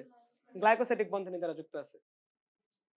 তার মানে বুঝো, প্রাণী যারা, তাদের গঠনে কার্বোহাইড্রেট বেশি না প্রোটিন বেশি? প্রোটিন বেশি। এই যে মাংস কি প্রোটিন না? চামড়া কি প্রোটিন না? লোম কি প্রোটিন না? আমাদের অধিকাংশই হচ্ছে গঠন প্রোটিন দ্বারা তৈরি। কিন্তু উদ্ভিদ যারা, তাদের অধিকাংশ গঠন কি দ্বারা তৈরি? কার্বোহাইড্রেট দ্বারা তৈরি। উদ্ভিদের গঠনের প্রধান উপাদান কি? কার্বোহাইড্রেট। প্রাণী দেহ গঠনের প্রধান উপাদান কি? এজন্যই তো আমরা প্রোটিন জাতীয় খাবার খাই। জানো, প্রোটিন জাতীয় খাবার আমাদের কিসে সাহায্য করে? গঠনে সাহায্য করে। কার্বোহাইড্রেট আমরা কেন খাই? শক্তি তৈরির জন্য। কিন্তু প্রোটিন কেন খাই? গঠনের জন্য, বডি বিল্ড আপের জন্য। বডি বিল্ড আপের জন্য। কথা বুঝতে পারতেছি? আর উদ্ভিদের গঠন হয় কি দ্বারা? কার্বোহাইড্রেট দ্বারা। পৃথিবীতে উদ্ভিদ বেশি না প্রাণী বেশি? উদ্ভিদ বেশি। তাহলে কার্বোহাইড্রেট বেশি হবে না প্রোটিন বেশি হবে? এই জন্যই পৃথিবীতে যত জৈব বস্তু আছে তার মধ্যে কার্বোহাইড্রেটের পরিমাণ সবচেয়ে বেশি। বুঝতে পারছি? ওকে। ব্যবহার ট্যাবহার এগুলো ওই যে মুখস্থ করবা, সুক্রোজের বাকি ইনফরমেশন বই থেকে মুখস্থ করবা, সংকেত ওগুলো তো আমরা পড়ছি, সমস্যা নেই। এখন আসো আরেকটা ডাইস্যাকারাইড আমাদের, আমরা বারবার নাম কার সামনে চোখে আসতেছে? সেলোবায়াজের নাম। একটু নতুন নাম আমাদের জন্য। সেলোবায়াজের নতুন নাম হইলেও সহজ আছে। এটা দুই অণু কি দ্বারা তৈরি? Beta glucose. বিটা গ্লুকোজ যেন কি ছিল? রিং স্ট্রাকচারে 1 নাম্বার কার্বনে OH যদি উপরে থাকে সেটার নাম কি ছিল? বিটা গ্লুকোজ ছিল। তাহলে বিটা গ্লুকোজ কয়টা নিতে হবে এখন তোমার? দুইটা। দুইটা নিয়ে তুমি সংযুক্ত করো। সংযুক্ত করলে পানি বের হয়ে যাবে এক অণু, মাঝখানে কি গ্লাইকোসিডিক বন্ধনী তৈরি হবে। এই জিনিসের নামই হচ্ছে কি? সেলোবায়োস। সহজ জিনিস, বুঝতে পারছি? এখন একটু খেয়াল করো, পাশাপাশি দুইটা বিটা গ্লুকোজ যখন যুক্ত করবা, প্রথমটার 1 নাম্বার কার্বনের সাথে, প্রথমটার 1 নাম্বার কার্বনের সাথে পরেরটার কয় নাম্বার কার্বনে বিক্রিয়া হয়েছে? 4 নাম্বার। পরেরটা 4 নাম্বার। কার্বন সংখ্যা একটু বলছিলাম, একটু চাইলে দেখে রাখতে পারো। 1 2 3 4 5 6 নাম্বারটা কি বাইরে। আবার এটার ক্ষেত্রেও কি 1 2 3 4 5 6 নাম্বারটা কি বাইরে। পাশাপাশি যখন রাখছো, একটার 1 নাম্বার আরেকটার কয় নাম্বারকে দেখতেছে? 4 নাম্বার। এবং এদের মধ্যে কি গ্লাইকোসিডিক বন্ধনী গঠিত হইতেছে। এই জন্য এই বন্ধনীর নাম হচ্ছে বিটা 1,4। এই যে গ্লাইকোসিডিক বন্ধনী, এটার নাম কি হবে? বিটা কি? বিটা গ্লুকোজ নিয়ে পড়তেছি। আর 1 নাম্বার কার্বনের সাথে কয় নাম্বার কার্বন? 4 number carbon. এই জন্য এই বন্ধনীর নাম কি? বিটা 1,4। একটু আসার মতো সেই জন্য বলছি, খুব বেশি ইম্পর্টেন্ট তা না। ইম্পর্টেন্ট হচ্ছে এখান থেকে যে সেলুবায়োস কি আলফা গ্লুকোজ দ্বারা তৈরি নাকি বিটা গ্লুকোজ দ্বারা তৈরি? Beta glucose. সেলুবায়োস কি মনোস্যাকারাইড নাকি পলিস্যাকারাইড নাকি ডাইস্যাকারাইড? ডাইস্যাকারাইড। এই দুইটা জিনিস ইম্পর্টেন্ট। তুমি যদি বিটা 1,4 পড়ে মনে রাখতে পারো আরো ভালো। যেখানে বন্ধনের নাম কি? বিটা 1,4। একটার 1 নাম্বারের সাথে আরেকটার কয় নাম্বার? 4 নাম্বারে বিক্রিয়া হয়। ঠিক আছে, এখন শোনো, এখানে আরো কিছু কথা আছে। সেটা কি রকম? আমাদের হঠাৎ করে সেলুবায়োস সামনে কেন আসলো? আচ্ছা, মনে করো এটা একটা বিটা গ্লুকোজ। বিটা গ্লুকোজ ধরো আমি তোমাকে 100টা দিছি, এরকম কয়টা দিছি? 100টা। 100টা তুমি যদি চেনের মধ্যে যুক্ত করতে পারো, সেটার নাম কি হবে? স্টার্চ হবে নাকি সেলুলোজ হবে? সেলুলোজ হবে। কারণ সেলুলোজ কিসের পলিমার বলছি? বিটা গ্লুকোজের পলিমার বলছি। সেই উদ্দেশ্যে তুমি একটা বিটা গ্লুকোজের পরে তোমাকে তো আমি 100টা দিছি, এর প্রথমটার সাথে তুমি ধরো দ্বিতীয়টা যুক্ত করলা। কয় নাম্বার যুক্ত করলা? 2 নাম্বারটা। 2 নাম্বারটা তোমার টার্গেট হচ্ছে এটাকে লম্বা করে 100টা বানাবা। এই যে যখনই তুমি দুইটা একসাথে তৈরি করে ফেলছো, তখন এটার নাম কি হইছে? সেলুবায়োজ হইছে। যখন তুমি দুইটা একসাথে যুক্ত করছো, নাম কি হয়ে গেছে? সেলুবায়োজ হয়ে গেছে, যেটা একটা ডাইস্যাকারাইড। এই যে ডাইস্যাকারাইড। তুমি যখন একটা মনোস্যাকারাইড নিছিলা, 2 নাম্বারটা যুক্ত করছো, নাম কি হইছে? ডাইস্যাকারাইড। এটার সাথে এখন মনে করো তুমি যুক্ত করতে করতে ওই যে বাকি যে 100টা দিছিলাম তোমাকে, তুমি 100 নাম্বার পর্যন্ত যুক্ত করলা। 100 নাম্বার বিটা গ্লুকোজ তুমি এখানে যুক্ত করলা। 100 নাম্বার বিটা গ্লুকোজ যুক্ত করলা। এখন এই জিনিসটা কি আর সেলুবায়োজ আছে? এখন কি পলিস্যাকারাইড হয়ে গেছে। এবং এই পলিস্যাকারাইডটার নামই হচ্ছে কি? সেলুলোজ। সেলুলোজ। তাহলে সেলুলোজ কি একটা পলিস্যাকারাইড? আর সেলুলোজ ছোট হইলে, সেলুলোজের যদি ছোট উপাদান চিন্তা করো, সেলুলোজের গঠনে দুইজন যদি যুক্ত থাকে সেই পার্টের নাম কি? সেলোবায়োস। সেলোবায়োস, সেলোবায়োস। কথা বুঝতে পারছি? তাহলে বিটা গ্লুকোজের পলিস্যাকারাইডের নাম কি? সেলুলোজ। কিন্তু বিটা গ্লুকোজের ডাইস্যাকারাইডের নাম কি? সেলোবায়োস। সেলোবায়োস। কথা কি বুঝতে পারছি? বিটা গ্লুকোজের পলিস্যাকারাইডের নাম কি? সেলুলোজ। বিটা গ্লুকোজের ডাইস্যাকারাইডের নাম কি? সেলোবায়োস। আমার কথা কি ক্লিয়ার? একই জিনিস তুমি যদি আলফা দিয়ে পড়তা, একই জিনিস তুমি যদি কি দিয়ে পড়তা? আলফা দিয়ে। আলফা দিয়ে যদি পলিস্যাকারাইড বানাইতা নাম কি হইতো? স্টার্চ অথবা গ্লাইকোজেন। আর আলফা দিয়ে তুমি যদি ডাইস্যাকারাইড বানাইতা সেটার নাম হইতো মল্টোজ। সেটার নাম কি হইতো? মল্টোজ অথবা মেল্টোজ। কথা কি ক্লিয়ার? তাহলে আমরা সুন্দর মতো একটা জিনিস বুঝতে পারি যে ধরো আমি আলফা গ্লুকোজও নিছি এবং বিটা গ্লুকোজও নিছি, আলফা গ্লুকোজ বিটা গ্লুকোজ নিছি, আমি যদি এদেরকে ডাইস্যাকারাইড বানাই, আলফা গ্লুকোজের ডাইস্যাকারাইডের নাম কি হবে? মল্টোজ। কিন্তু বিটা গ্লুকোজ দিয়ে যদি ডাইস্যাকারাইড বানাই নাম কি হবে? সেলোবায়োস। সেলোবায়োস হবে। এবার আলফা গ্লুকোজ বিটা গ্লুকোজ দিয়ে যদি আমি পলিস্যাকারাইড বানাই, আলফা গ্লুকোজ দিয়ে যে পলিস্যাকারাইড বানাইতে পারবো সেটার নাম কি হবে? হয় স্টার্চ না হলে কি গ্লাইকোজেন। আর বিটা গ্লুকোজ দিয়ে যদি আমি পলিস্যাকারাইড বানাই সেটার নাম কি হবে? সেলুলোজ। সেলুলোজ। কথা বুঝতে পারছি? এই যে জিনিসটা দেখতেছো এখানে, এটাই জানতে হবে, এটাই পরীক্ষাতে আসে, এগুলাই আসে পরীক্ষাতে, এগুলাই আসবে পরীক্ষাতে। আমার কথা কি ক্লিয়ার? জাস্ট স্পেসিফিক পড়া পড়বা, সুন্দর মতো গুছায় পড়বা, পরীক্ষা এগুলো আসবে, বেসিক ইনফরমেশন এগুলা। তাহলে আলফা গ্লুকোজের ডাইস্যাকারাইডের নাম কি? মল্টোজ অথবা মেল্টোজ। আর আলফা গ্লুকোজের পলিস্যাকারাইডের নাম কি? স্টার্চ এবং গ্লাইকোজেন। বিটা গ্লুকোজের ডাইস্যাকারাইডের নাম কি? সেলোবায়োস। বিটা গ্লুকোজের পলিস্যাকারাইডের নাম কি? সেলুলোজ। এই যে এগুলা হচ্ছে ইম্পর্টেন্ট। সেলুলোজে কোন বন্ধন থাকবে? আলফা গ্লাইকোসাইডিক নাকি বিটা গ্লাইকোসাইডিক? সেলুলোজে বিটা গ্লাইকোসাইডিক। মেডিকেলের প্রশ্ন এটা, এটা মেডিকেলের প্রশ্ন যে সেলুলোজে কোন বন্ধন পাওয়া যায়? বিটা গ্লাইকোসাইডিক বন্ধন পাওয়া যায়। আর স্টার্চে কি বন্ধন পাবা? আলফা গ্লাইকোসাইডিক বন্ধন পাবা। আলফা গ্লুকোজ আলফা গ্লাইকোসাইডিক বন্ধন, বিটা গ্লুকোজ বিটা গ্লাইকোসাইডিক বন্ধন। ক্লিয়ার? ওকে। তাহলে এই হচ্ছে আমাদের ডাইস্যাকারাইডেরই। তাহলে মেল্টোজে আমাদের আলাদাভাবে পড়াই লাগবে না। যেসব জায়গায় আমরা বিটা দিয়ে সেলোবায়াস পড়ছি সেই সব বিটাকে যদি আমরা আলফা দ্বারা রিপ্লেস করি সেলোবায়াসের নাম চেঞ্জ হয়ে কি হয়ে যাবে? মেল্টোজ হয়ে যাবে। ওখানে নাম কি ছিল? বিটা 14, এখানে নাম কি হবে? আলফা 14। কথা বুঝতে পারছি? এই হচ্ছে তোমার ই। ওকে, ঠিক আছে। ডাইস্যাকারাইডও আমাদের শেষ। তাহলে আমরা এখানে ছিলাম মনোস্যাকারাইড, দাঁড়াও, মনোস্যাকারাইড, ডাইস্যাকারাইড, অলিগোস্যাকারাইড। তোমাদের পরীক্ষা তো কালকে, ক্লাস থেকেই মোটামুটি অর্ধেক পড়া তোমাদের ক্লিয়ার করে হয়ে যাবে, করে দিতেছি। বাসায় যে অবশ্যই আজকে এটা পড়বা, এটা ইম্পর্টেন্ট, পরীক্ষা দিন পর্যন্ত লাগবে। তাহলে মনোস্যাকারাইডে পড়ছি আমরা অনেকগুলা, ওই যে ছক পড়ছি একটা। ডাইস্যাকারাইডে কয়জন পড়ছি? 4টা। এটা সাধারণ সংকেত কি? CnH2nOn। ডাইস্যাকারাইডের সাধারণ সংকেত কি? C12H22O11। এখানে কি কোনো গ্লাইকোসিডিক বন্ধনী আছে? সবাইকে আলাদা আলাদা, কিন্তু এখানে কি বন্ধনী আছে? গ্লাইকোসিডিক বন্ধনী আছে। কথা ক্লিয়ার? ওকে, এরা হচ্ছে মনোস্যাকারাইড এবং ডাইস্যাকারাইড। এবার 3 নাম্বার হচ্ছে কি আমাদের? অলিগোস্যাকারাইড।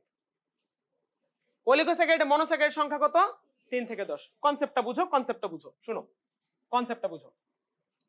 ধরো আমি যদি শুধু গ্লুকোজ পড়ি সেটা কি? মনোস্যাকারাইড। যদি দুইটা গ্লুকোজকে একসাথে বন্ধন দ্বারা যুক্ত করি সেটা কি? ডাইস্যাকারাইড। এবার মনে করো আমি 3টা গ্লুকোজকে একসাথে যুক্ত করলাম, কথা বুঝো আগে। 3টা গ্লুকোজকে যদি একসাথে যুক্ত করি তার নাম হবে ট্রাইস্যাকারাইড। আগে নাম বুঝো। ট্রাই মানে কি? 3 না? সেটাকে আমি কি বলবো? ট্রাইস্যাকারাইড বলবো। ডাইস্যাকারাইডের পরে কার নামই আসবে? ট্রাইস্যাকারাইডের নামই তো আসবে। এবার মনে করো 4টা যুক্ত করলাম, 1 2 3 4, টেট্রাস্যাকারাইড। Very good. 5টা যুক্ত করলাম, 1 2 3 4 5, নাম কি? পেন্টাস্যাকারাইড। স্যাকারাইড আছে, স্যাকারাইড আছে। এরকম করে করে আমি 10টা মনে করো যুক্ত করতে পারি। 10টা, 1 থেকে শুরু করে কয় নাম্বার পর্যন্ত? 10 নাম্বার পর্যন্ত। এরকম ডেকাস্যাকারাইড। এই যে এই জিনিসগুলা, এই পুরা গ্রুপটাকে একসাথে কি বলে? অলিগোস্যাকারাইড। অলিগোস্যাকারাইড। তাহলে অলিগোস্যাকারাইডের সদস্য কি কি টাইপ হইতে পারে? ট্রাইস্যাকারাইড হইতে পারে, টেট্রাস্যাকারাইড হইতে পারে, পেন্টাস্যাকারাইড হইতে পারে, হেক্সাস্যাকারাইড হইতে পারে। এই পুরা গ্রুপটাকে একসাথে কি বলা হবে? অলিগোস্যাকারাইড। অর্থাৎ অলিগোস্যাকারাইডে মনোস্যাকারাইড সংখ্যা কত? 3 থেকে 10 মনোস্যাকারাইড সংখ্যা। বুঝতে পারছো আমার কথা? আর তুমি যদি 10-এর বেশি গ্লুকোজ একসাথে যুক্ত করো তখন সেটার নাম কি হবে? পলিস্যাকারাইড। 10-এর বেশি আলফা গ্লুকোজ যুক্ত করলে নাম কি হবে? স্টার্চ অথবা গ্লাইকোজেন। 10-এর বেশি বিটা গ্লুকোজ যুক্ত করলে কি হবে? সেলুলোজ। একদম পানির মতো ক্লিয়ার পড়া। এইবার অলিগোস্যাকারাইডের পড়া লাইকেনের মতো, অর্থাৎ পরীক্ষা কখনো আসে না, আসার মতো ইম্পর্টেন্ট না, জাস্ট একটা স্লাইড উদাহরণগুলো দেখে রাখবা। দাঁড়াও, দেখো অলিগোস্যাকারাইডের কাহিনী দেখো। কই, এক মিনিট, দেখো অলিগোস্যাকারাইডের কাহিনী দেখো। অলিগোস্যাকারাইডের মধ্যে কম্পোনেন্ট কি কি হতে পারে? ট্রাইস্যাকারাইড হতে পারে, টেট্রাস্যাকারাইড হতে পারে, পেন্টাস্যাকারাইড হতে পারে। জাস্ট উদাহরণগুলো পড়বা। ট্রাইস্যাকারাইডের উদাহরণ কি? র্যাফিনোজ। টেট্রাস্যাকারাইড উদাহরণ কি? স্টাকিওজ, স্কারডোজ। পেন্টাস্যাকারাইড উদাহরণ কি? ভার্বাকোস। কিন্তু আমি বললাম মেডিকেল অ্যাডমিশনের জন্য এই পার্টটা ইম্পর্টেন্ট না, অলিগোস্যাকারাইড ইম্পর্টেন্ট না, কোন অ্যাডমিশনের জন্যই না, জাস্ট একটু দেখে রাখবা। বলো কার কি প্রশ্ন ছিল? আচ্ছা যাই হোক। আচ্ছা এখানে শোনো, মাংস দেখে এখানে মোটা, এখন হঠাৎ করে চিকন হয়ে গেছে না? কেন চিকন হইলো? কারণ এই মাংসগুলা, এটা হচ্ছে মাংসল পার্ট, যেটা চিকন হইতে হইতে এখানে কি ফরমেশন করছে? টেন্ডন ফরমেশন করছে। এই টেন্ডন গুলা যা যুক্ত আছে ফ্যালাঞ্জেসে। এই টেন্ডন গুলো আছে না, এই যে শক্ত শক্ত সুতার মতো স্ট্রাকচার, এগুলো যে যুক্ত হয়েছে আমাদের ফ্যালাঞ্জেস গুলাই, এই যে এখানেও যুক্ত আছে, এখানেও যুক্ত আছে, অস্থির সাথে ফ্যালাঞ্জেস গুলো যুক্ত আছে। যার কারণে আমরা দেখো মেকানিজম দেখো, মাংস হচ্ছে কি করতে পারে? সংকোচন আর প্রসারণ। মাংস কি করতে পারে? সংকোচন আর প্রসারণ। মাংস যদি সংকুচিত হয় টেন্ডন কি হবে? টান পড়বে, টেন্ডনে টান পড়বে, টেন্ডন টান পড়লে হাত মুষ্টিবদ্ধ হবে, টেন্ডনে টান পড়লে হাত কি হবে? মুষ্টিবদ্ধ হবে। অর্থাৎ দাঁড়াও, এখানে ভালো মতো বুঝার কিছু ব্যাপার আছে। এখানে দেখো, এই যে আমি এখানে মুভমেন্ট করতেছি, মুভমেন্ট করার কারণে দেখো টেন্ডন নড়তেছে, মুভমেন্ট করার কারণে টেন্ডন নড়তেছে, টেন্ডন নড়তেছে, এই যে টেন্ডন নড়তেছে, টেন্ডন নড়তেছে। কারণ কি? কারণ এই টেন্ডন গুলার নড়ার কারণেই তোমার এই আঙ্গুলটা হচ্ছে মুভমেন্ট হইতেছে। এটা হচ্ছে টেন্ডনের একদম বেসিক কাজ। আমাদের আমাদের যে চলাচল, চলাচল, নরণ, চলন এবং অঙ্গ চালনা, সেটা কয়টা তন্ত্র লাগে? 3টা। স্নায়ুতন্ত্র, পেশিতন্ত্র আর কি? কঙ্কাল তন্ত্র। ধরো আমি এখান থেকে এখানে হেঁটে আসলাম, এই যে হাঁটাচলা করতেছি, অ্যাক্টিভলি কাজ করতেছে কোন তন্ত্র? পেশিতন্ত্র। অ্যাক্টিভলি কাজ করতেছে কোন তন্ত্র? পেশিতন্ত্র। কঙ্কাল তন্ত্র চলনের সময় কোনো কাজই করে না, কঙ্কাল তন্ত্র চলনের সময় কি কোনো কাজ করে না, ও একটা সাপোর্ট, একটা শেপ আর কিছুই না, একটা শেপ আর কিছুই না। একটা হাড্ডি যদি সাজিয়ে রাখা হয় চলতে পারে? পারে না। কিসের অভাব? কি দিলে এই হাড্ডিতে নড়াচড়া করতে পারবে? পেশি। পেশি দিলে নড়াচড়া করতে পারবে, হাড্ডি দিয়ে নড়াচড়া করা সম্ভব না। কথা বুঝতে পারছো? আর পেশির কাজটাকে কন্ট্রোল, তুমি কন্ট্রোলড ওয়েতে নড়াচড়া করাইতে চাও, কন্ট্রোলড ওয়েতে, তুমি কাকে পাঠাবো এখানে? স্নায়ুকে পাঠাবা। অর্থাৎ স্নায়ু হচ্ছে সুতার মতো, স্নায়ুগুলা কন্ট্রোল করে পেশিগুলাকে, এই পেশিগুলা টানাটানি করে কে? হাড্ডিকে। আমাদের বডির একমাত্র নরলসীন অঙ্গ যেটা সংকোচন প্রসারণ ক্ষম, একমাত্র কম্পোনেন্ট হচ্ছে পেশি, একমাত্র কম্পোনেন্ট পেশি। কারণ পেশির মধ্যে মায়োফাইব্রিল আছে, সে মায়োফাইব্রিল গুলো সংকোচন এবং প্রসারণ ক্ষম। মায়োফাইব্রিল গুলা, কখনো নিউরনের মধ্যে মায়োফাইব্রিল পাইছো? না, নিউরন সংকোচন প্রসারণ ক্ষম না, নিউরনের শেপ স্থির। আমার কথা কি ক্লিয়ার? এগুলো হচ্ছে টেন্ডন। তাহলে এখানে টেন্ডন আছে। মানবদের সবচেয়ে বড় টেন্ডন কোথায় আছে? Achilles condor, Achilles tendon, Tendo Achilles পায়ে আছে, তাই না? বুঝা যায় বাইরে থেকে? এখন শুনো, পায়ের গোড়ালি থেকে উপরের দিকে পিছনে দেখো শক্ত একটা জিনিস আছে, গোড়ালির পিছনে শক্ত একটা জিনিস আছে না?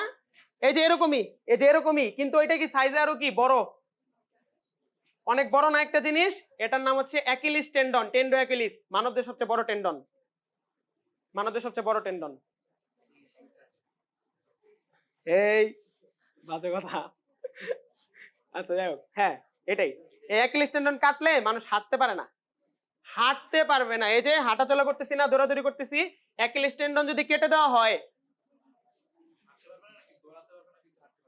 দাঁড়াইতেই পারবে না। শুনো এখন কথা শুনো, এবার এই জিনিস যদি কাটি, কে মারা যাবে? কে? নায়িকারা। সাধারণ মানুষ মরবে না। এই জিনিস কাইটা মরার কোনো চান্সই নাই। এই জিনিস কাটলে সর্বোচ্চ যে সমস্যা হবে, তোমার হাত মুষ্টিবদ্ধ হয়ে থাকবে, যেটা আর তুমি কখনো খুলতে পারবে না, বন্ধ করতে পারবে না। টেন্ডন যদি কেটে ফেলা হয়, ব্লিডিং হইলে সেই ব্লিডিং এর জন্য মরার পসিবিলিটি আছে যদি ডান সাইডে একটা ধমনী আছে যেখানে পালস দেখা হয়, রেডিয়াল পালস। এই পালসে যদি ক্ষতিগ্রস্ত হয়, সেখান দিয়ে যদি 2 লিটার রক্ত বের হয়, তখন এই মানুষটা মারা যাবে, তার আগ পর্যন্ত না। অনেক কষ্ট, অনেক কঠিন, মানে মরতে হইলে মানে চেঞ্জ পসিবিলিটি মনে করো অনেক খারাপ। এইখানে কাইটা মরার পসিবিলিটি অনেক খারাপ। কেউ মরতে চাইলে এটা অবলম্বন করো না। শুধু এটা মনে করো এখানে মরার সম্ভাবনা খুবই কম। এখানে যে কিভাবে কাটছে, আচ্ছা যাই হোক, ঠিক আছে। এই হচ্ছে তাহলে মানবদের রগ নামে কিছু নাই, হয় ধমনী, না হলে শিরা, না হলে কি টেন্ডন। আরেকটা জিনিস আছে, উপরের দিকে যেগুলা দেখতে পাওয়া যায় সেগুলা কিন্তু শিরা। উপরের দিকে যেগুলা থাকে সেগুলা কিন্তু শিরা, আর ভিতরে যেগুলা থাকে সেগুলো হচ্ছে কি ধমনী। শিরা হচ্ছে মানুষের উপরের সারফেসে থাকে। ওই যে কিছু রগ বলেন, এই যে মাথার দেখা যাইতেছে, রগ দেখা যাইতেছে বলে না, মানে বাঙালি তো রগ নামে এটাকে সবকিছুরে। এই যে মাথার এই দিক দিয়ে কিছু দেখা যায় না, রক্তচালিকা, আচ্ছা রগ দেখা যায়, সেইগুলা হচ্ছে মেইনলি শিরা। সেগুলা কি শিরা? সেগুলা হাত দিলে দেখবা কোনো পালস নাই, হাত দিলে দেখবা কোনো পালস নাই। পালস থাকে ভিতরের জিনিস, ওইটা খুঁজে নিতে হয়, ধমনী খুঁজে নিতে হয়। এটা মেডিকেলে শেখানো হয়, ধমনী কই কে আছে মানবদের। এই যে সবচেয়ে কমন হচ্ছে হাতের এইটা, গলার এখানেও আছে, বিভিন্ন জায়গায় আছে আর কি, ঠিক আছে। তবে সাবধানতা, গলার এটা দেখতে যায় কখনো দুইটা একসাথে দেখবা না। 5 মিনিট যদি দেখতে যাও দুইটা একসাথে, গলায় এখানে হাত দিয়ে দেখো, পালস আছে, সুন্দর পালস আছে, বাড়ি মারতেছে, এই যে এই জায়গায় সুন্দর পালস না, অনেক সুন্দর বোঝা যায়। গলার এই পালসটা অনেক ইম্পর্টেন্ট। আসো আমি ঠিক করতেছি, তুমি এদিকে আসো, বসো, সমস্যা নেই, ঠিক করতেছি। গলার এই পালসটা অনেক ক্লিয়ারলি বোঝা যায়, কিন্তু ভুলেও দুইটা একসাথে দিবা না। দুইটা একসাথে যদি চাপ দাও, ব্রেনে ব্লাড সাপ্লাই বন্ধ হয়ে যাবে। 5 মিনিট পর তুমি আর এখানে থাকবা না, অন্য জায়গায় চলে যাবা, ঠিক আছে। এটা হচ্ছে সমস্যা, দুই পাশে কখনোই একসাথে এখানে করবা না। টেন্ডন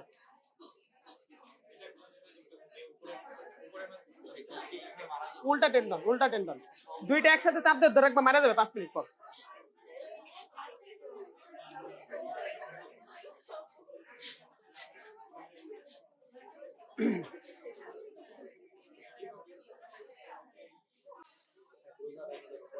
আমার আরেকটা প্রশ্ন আছে, ইনফিরিয়র নেজাল অস্থির সংখ্যা কয়টি? দুইটি, তাই না?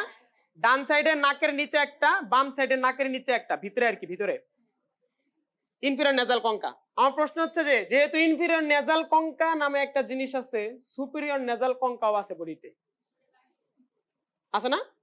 ইনফিরিয়র যেহেতু নাম আছে নেজাল কঙ্কা, তার মানে অবশ্যই আরেকজন কে আছে, সুপিরিয়র নেজাল কঙ্কা আছে। শুধু সুপিরিয়রই না, মিডল নেজাল কঙ্কাও আছে।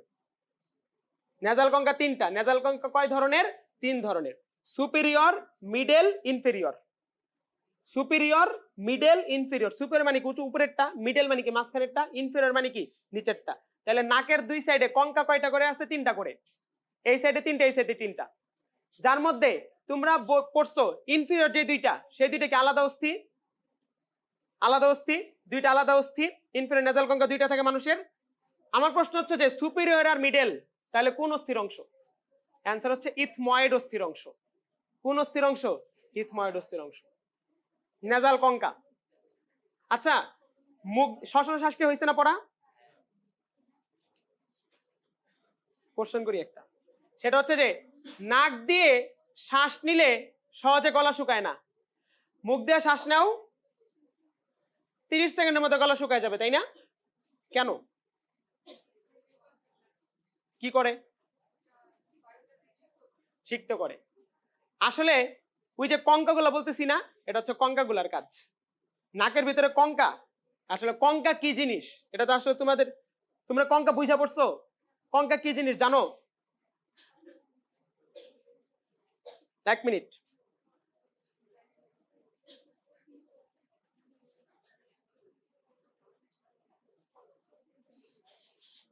এই খেয়াল করো, যতটুকু বোঝা যায় খেয়াল করো। দেখো এই যে আমি নাকের যে গহ্বর সেটার ভিতরে ঢুকতেছি, নাকের গহ্বরের ভিতরে ঢুকতেছি, মোটামুটি বড় করে ভিতরে ঢুকছি, কই গেল চাঁদি বের হয়ে গেল কেন? দাঁড়াও, দেখো নাকের গহ্বরের ভিতরে, নাকের গহ্বরের ভিতরে দেখো কিছু উঁচু উঁচু জায়গা আছে পাহাড়ের মতো গহ্বরের ভিতরে। এটা এত ভালো মতো বুঝতে পারবা না দূর থেকে, উঁচু উঁচু কিছু জায়গা আছে। মানে মানে হচ্ছে কি আমি বলি, ধরো এটা হচ্ছে নাকের গহ্বর, এই যে ত্রিভুজের মতো কি নাকের গহ্বর, দেখো একটু বুঝো এই জিনিসটা অনেক ইন্টারেস্টিং। ধরো এটা হচ্ছে ত্রিভুজের মতো নাকের গহ্বর, মাঝখানে কোন অস্থি থাকে? ভোমার। মাঝখানে কোন অস্থি থাকে? ভোমার। দুই সাইডে এরকম কিছু পাহাড়ের মতো উঁচু জায়গা থাকে। দেখো নাকের গহ্বরের দুই সাইডে এরকম পাহাড়ের মতো উঁচু জায়গা থাকে। Inferior nasal concha, middle nasal concha, superior nasal concha, যার মধ্যে সুপিরিয়র আর মিডল এটা ইথময়েড অস্থির অংশ, ইথময়েড অস্থির পার্ট এগুলা। আর ইনফিরিয়র নেজাল কঙ্কা দুইটা কি আলাদা অস্থি, আলাদা অস্থি। সেই জন্য ইনফিরিয়র নেজাল কঙ্কাকে তোমরা আলাদাভাবে পড়ো, ইনফিরিয়র নেজাল কঙ্কাকে আলাদাভাবে পড়ো, ঠিক আছে? আচ্ছা যাই হোক, মরার পরে যাই জিজ্ঞাসা করে জায়গা মতো, সৃষ্টিকর্তা জানে, আমরা জানি না, ঠিক আছে? আচ্ছা যাই হোক, ইনফিরিয়র আলাদা, ইথময়েড অস্থির লেন্থ ছোট তো নিচ পর্যন্ত আর কি আসে নাই। সবার কাজে একই, আর্দ্র বায়ুকে সিক্ত করা, সরি শুষ্ক বায়ুকে সিক্ত করা, শুষ্ক বায়ুকে আর্দ্র করা, ঠিক আছে? আচ্ছা মানে জলীয় বাষ্প অ্যাড করা ভিতরে ঢোকার সময়, যার কারণে গলা আর কি হয় না, শুকায় না, ঠিক আছে? আচ্ছা এবার আসো, আচ্ছা আমাদের লাস্ট টপিক সেটা হচ্ছে কি পলিস্যাকারাইড। পলিস্যাকারাইড, পলিস্যাকারাইড আমাদের 60% পড়া হয়ে আছে, কারণ আমরা জানি আলফা গ্লুকোজের পলিস্যাকারাইডের নাম কি? স্টার্চ এবং গ্লাইকোজেন। বিটা গ্লুকোজের পলিস্যাকারাইডের নাম কি? সেলুলোজ। গুড। আচ্ছা তাহলে পলিস্যাকারাইডের সংজ্ঞা কি? মনোস্যাকারাইড কয়টা থাকবে? 10 এর বেশি। অনেক বড় একটা পলিমার যেহেতু, সেজন্য পানিতে কি অদ্রবণীয়, এবং শুরুতে আমরা পড়ছি এটা কি নয়, মিষ্টি নয়, ওই যে পলিস্যাকারাইড। এবার কোন পলিস্যাকারাইড প্রকৃতিতে সবচেয়ে বেশি পাওয়া যায়? সেলুলোজ। সেলুলোজ। তাহলে এখানে দুইটা প্রশ্ন আছে, পৃথিবীতে কোন জৈব বস্তুর পরিমাণ সবচেয়ে বেশি? অ্যানসার কি কার্বোহাইড্রেট। আর পৃথিবীতে যত কার্বোহাইড্রেট আছে তাদের মধ্যে কোনটার পরিমাণ প্রকৃতিতে সবচেয়ে বেশি? অ্যানসার হচ্ছে সেলুলোজ। বুঝতে পারছি? অ্যানসার হচ্ছে সেলুলোজ। কেন সেলুলোজ সবচেয়ে বেশি? গাছ, শাক, পাতা এগুলোর মধ্যে কি থাকে? সেলুলোজ থাকে। ঘাস অভাব নাই, তাই না? উদ্ভিদ মানে সেলুলোজ। আচ্ছা এইবার গাঠনিক পলিস্যাকারাইড দুই ধরনের, গাঠনিক আর হচ্ছে কি সঞ্চয়ী। যেসব পলিস্যাকারাইড উদ্ভিদ গঠন করছে তারা হচ্ছে কি পলিস্যাকারাইড? গাঠনিক। যেমন সেলুলোজ কি, হেমিসেলুলোজ কি, পেকটিন কি, কোষপ্রাচীর কি, গঠন করে। এটা কি সঞ্চয়ী খাদ্য? এটা তো গঠন করে জাস্ট, এজন্য এরা হচ্ছে কি গাঠনিক পলিস্যাকারাইড। কিন্তু স্টার্চ আর গ্লাইকোজেন এগুলো কি সঞ্চয়ী উপাদান। উদ্ভিদে সঞ্চিত খাদ্যকে কি বলে? স্টার্চ। প্রাণীতে সঞ্চিত খাদ্যকে কি বলে? গ্লাইকোজেন। অর্থাৎ পলিস্যাকারাইড কাজের ভিত্তিতে কয় ধরনের? দুই ধরনের, গাঠনিক আর হচ্ছে কি সঞ্চয়ী। গাঠনিক উদাহরণ কি? Cellulose, hemicellulose, pectin. আর সঞ্চয়ের উদাহরণ কি? উদ্ভিদে হইলে স্টার্চ, প্রাণীতে হইলে কি গ্লাইকোজেন। গ্লাইকোজেন। আরেকটা জিনিস খেয়াল করো, সঞ্চয় যেগুলা সেগুলা কি আলফা গ্লুকোজ দ্বারা তৈরি, আর গাঠনিক যেগুলো সেগুলো কি বিটা গ্লুকোজ দ্বারা তৈরি। বিটা গ্লুকোজ দ্বারা তৈরি। কথা বুঝতে পারছি? আরেকটা কথা, স্টার্চ আর গ্লাইকোজেন দুইজনই কি আলফা দ্বারা তৈরি? বারবার বলতেছি আমি, আলফা দ্বারা তৈরি। এদের দুইজনের গঠনে কোনো পার্থক্য নাই, এদের দুইজনের গঠনে কোনো কি নাই? পার্থক্য নাই। মানে আমি বোঝানোর চেষ্টা করতেছি, আলু আর লিভারের যে গ্লাইকোজেন স্ট্রাকচার সেম। আলু কি স্টার্চ, লিভারে কি আছে গ্লাইকোজেন, দুইটাই কি দ্বারা তৈরি? আলফা দ্বারা তৈরি। দুইটার স্ট্রাকচারই 100% সেম। কথাটা মাথায় রাখো। কথা বুঝতে পারছি? সো আলুর গঠন আর লিভারের গ্লাইকোজেনের গঠন কি সেম, স্টার্চের গঠন এবং গ্লাইকোজেনের গঠন কি সেম। একটা উদ্ভিদে থাকে, আরেকটা কিসে থাকে? প্রাণীতে থাকে। দুইজনই আলফা গ্লুকোজ দ্বারা তৈরি। পারবো? ঠিক আছে। তাহলে এরা কিসে ব্যবহৃত হয়? শ্বসন কার্যে, শক্তি উৎপাদনে ব্যবহৃত হয়, তাই না? শ্বসন মানে কি? শ্বাস গ্রহণ এবং শ্বাস ত্যাগ, এটা শ্বসন মানে কি? What is respiration? Respiration is the mechanism of producing energy of an organism to survive in this world. একটা জীব প্রকৃতিতে বেঁচে থাকার জন্য শক্তি উৎপাদন করতে হয়, এই শক্তি উৎপাদনের প্রক্রিয়াকে বলে হচ্ছে শ্বসন। এই শক্তি উৎপাদনের প্রক্রিয়াকে কি বলে? শ্বসন। তাহলে শ্বসনে কি তৈরি হয়? শক্তি তৈরি হয় এটিপি হিসেবে। এই যে বাতাস নেওয়া বাতাস ছাড়া, এটা শ্বসনের কোনো আগামাথাও না, এটা শ্বসনের কোনো ধারে কাছেও নাই। শ্বসনের যে কনসেপ্ট, শ্বসন যে টপিক, সেই টপিকের ধারা কাছে এই শ্বাস নেওয়া নাই, ওটা অনেক ভিতরের জিনিস। এটা সামনে একটা জাস্ট সাহায্যকারী জিনিস, যে অক্সিজেন প্রোভাইড করার জন্য। শ্বসনের শক্তি তৈরির জন্য অক্সিজেন প্রোভাইড দরকার। শ্বসনের কাঁচামাল সাপ্লাই দিতেছে এই নাক, শ্বসনের ধারা কাছেও নাই। শ্বসন ঘটতেছে তোমার কোষের ভিতরে, শক্তি তৈরি হইতেছে। সো শ্বসন মানে কি? শক্তি উৎপাদন, এটিপি তৈরি, যেটা কোথা থেকে হবে? স্টার্চ এবং গ্লাইকোজেন থেকে। এখন আমার একটা প্রশ্ন আছে, প্রশ্ন হচ্ছে যে আমরা শক্তি তৈরি কি স্টার্চ গ্লাইকোজেন পড়ছি নাকি গ্লুকোজ পড়ছি? গ্লুকোজ পড়ছি। তাহলে এখানে আবার বলতেছে শক্তি উৎপাদনে কি স্টার্চ আর গ্লাইকোজেন? একই তো জিনিস। এগুলা ভাঙ্গে কি প্রথমে গ্লুকোজ হবে, এই গ্লুকোজ গুলা দিয়ে কি হবে? শক্তি তৈরি হবে। যেমন গ্লাইকোজেন এখানে থাকলে শক্তি তৈরি হবে। অনেকক্ষণ এই যে না খাই আসছে আমরা, গ্লাইকোজেন ভাঙ্গে ভেঙ্গে রক্তে কি ছাড়তেছে? গ্লুকোজ ছাড়তেছে। সেই গ্লুকোজটাই তো শক্তি তৈরি হচ্ছে, গ্লুকোজটা দিয়ে। সো শক্তি মেইনলি তৈরি হয় কোথা থেকে? গ্লুকোজ থেকে। আর গ্লুকোজ আমাদের বডিতে কি ফর্মে জমা আছে? গ্লাইকোজেন ফর্মে। উদ্ভিদের বডিতে কি ফর্মে জমা আছে? স্টার্চ ফর্মে। এইগুলা ভাঙ্গে প্রথমে কি হবে? গ্লুকোজ হবে। সেই গ্লুকোজ থেকে পরে কি হবে? শক্তি তৈরি হবে, এটিপি তৈরি হবে। বুঝতে পারছি? আচ্ছা, তাহলে এখান থেকে এগুলা পারো। তাহলে পলিস্যাকারাইডকে যদি আমরা পানির উপস্থিতিতে ভাঙ্গি, আমরা মনোস্যাকারাইড পাবো। কতর বেশি পাবো? 10-এর বেশি। 10-এর বেশি পাবো। বুঝতেছি? গুড। এখন আসা হচ্ছে স্টার্চের, ওই যে স্টার্চ, শুনো, ওই যে ভাত আলুতে স্টার্চ পাওয়া যায়, ইনফরমেশন তোমরা মুখস্থ করবা। এখন আর ওইদিকে আমি এত যাব না, এগুলা মোটামুটি ইনফরমেশন মুখস্থ করবা। বেসিক জিনিস আমি পড়াই দিছি পলিস্যাকারাইড পর্যন্ত, এটাই মোটামুটি শেষের দিকের টপিক। আমি এখন তোমাদেরকে একটা ইম্পর্টেন্ট জায়গায় টাচ করব, সেটা হচ্ছে যে ইনসুলিন। ইনসুলিন এবং গ্লুকাগন, এই দুইটা জিনিস সম্পর্কে তোমাদের আমার মনে হয় এখনই কনসেপ্ট ক্লিয়ার করা উচিত। মেডিকেল অ্যাডমিশনের 22-23 একটা প্রশ্ন আসছে ইনসুলিন সম্পর্কে। কনসেপ্ট ক্লিয়ার যারা ছিল তারা অ্যান্সার করতে পারছে, বের হয়ে আসতে পারছে। তোমাদেরকে আমি ইনসুলিন আর গ্লুকাগন 100% ধরাই দিতেছি। আসো। ওহো, সেলুলোজ বাকি আছে।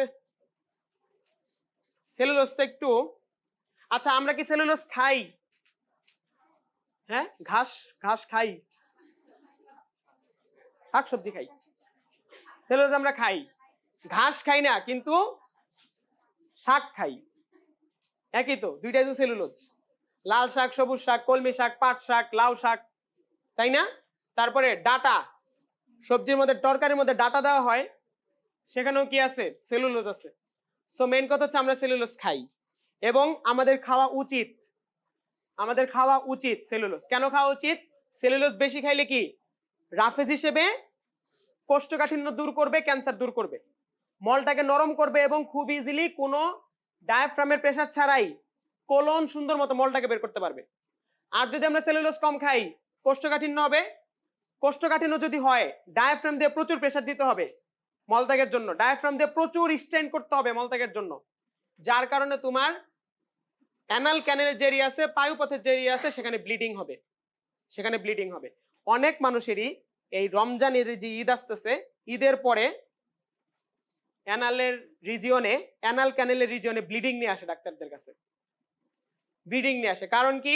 এই যে মাঝখানে প্রচুর পরিমাণে রেড মিট খাওয়া দাওয়া করে, সেলুলোজ কম খায়, শাকসবজি কম খায়, যেখানেই যায় সেখানে ভালো ভালো রান্না, আত্মীয় স্বজন বাড়িতে বেড়ায়, এক সপ্তাহ ঘুরে টিরে এসে যখন বাসায় আসে, তখন কোষ্ঠকাঠিন্য তো থাকেই, সাথে সাথে অ্যানাল ক্যানিন দিয়ে অল্প পরিমাণে ব্লিডিং থাকে। অনেকেরই এটা এক্সপিরিয়েন্স আছে। কিন্তু এই ধরনের এক্সপিরিয়েন্সের উপায় করার, মনে করো ব্লিডিং যদি কখনো কেউ তোমার কাছে কমপ্লেন নিয়ে আসে, ধরো তোমাকে বললো যে এরকম ব্লিডিং হইতেছে, অথবা তুমি জানলা, তখন এটার উপায় কি? ওই দিন থেকে শাকসবজি, পানি এগুলো খাওয়া শুরু করো, ভালো মতো ঠিক হয়ে যাবে, এক সপ্তাহের মধ্যে এটা ঠিক হয়ে যাবে। ব্লিডিং হওয়ার কারণ কি? কারণ তুমি যখন মানুষের কোষ্ঠকাঠিন্য হয়, ডায়াফ্রাম দিয়ে প্রচুর প্রেসার দিতে হয় মলত্যাগের জন্য, তখন ওই অ্যানাল ক্যানেল ওইখানে প্রেসার পড়ে ব্লিডিং হয়, হিমোরয়েডস এবং পাইলস যাকে বলে। বুঝতে পারছি? তাহলে সেগুলো প্রিভেন্ট করার উপায় কি? বেশি বেশি কি খাইতে হবে? শাকসবজি খাইতে হবে, সেলুলোজ খাইতে হবে। শুধুমাত্র ভারী খাবার, পুষ্টিকর খাবার খাইলেই হবে না। শুধু ডিম খাইলে সেলুলোজ পাওয়া যাবে না, শুধু মাছ মাংস খেলে সেলুলোজ পাওয়া যাবে না, শুধু ভাত খাইলে সেলুলোজ পাওয়া যাবে না। তাহলে শুধু ভাত আমাদের জন্য এনাফ না, শুধু ভাত আমাদের জন্য এনাফ না। হুম, গরু সেলুলোজ খাইতেছে, আমাদের দরকার কি? আচ্ছা, গরু সেলুলোজ থেকে যে পুষ্টি এক্সট্রাক্ট হচ্ছে ওইটা তো আর সেলুলোজ হিসেবে, শোনো, গরু যখন সেলুলোজ খায় সেলুলোজ তো ভাঙে যেতেছে ওর পেটে, তাহলে সেলুলোজটা থাকতেছে না। আমিষ খাইতেছি কিন্তু ওই জিনিসটা আর পাইতেছি না, ঠিক আছে? আচ্ছা যাই হোক, এখন আসো তাহলে মানুষের পরিপাকতন্ত্রে সেলুলেজ হবে, সেলুলেজ এনজাইম নাই, হজম করতে পারে না, হজম করতে পারলে সমস্যা হইতো, হজম করতে পারি না দেখেই ভালো, ঠিক আছে? প্লাস পয়েন্ট এটা আমাদের জন্য। ওকে, এগুলা পারবা, ঠিক আছে? তাহলে আমি তোমাদেরকে এখন জাস্ট ওই জিনিসটা একটু বলি, ইনসুলিনের ঘটনাটা, ঠিক আছে? ইনসুলিন এবং ডায়াবেটিস এটা একটু ক্লিয়ার করি, আসো দেখো।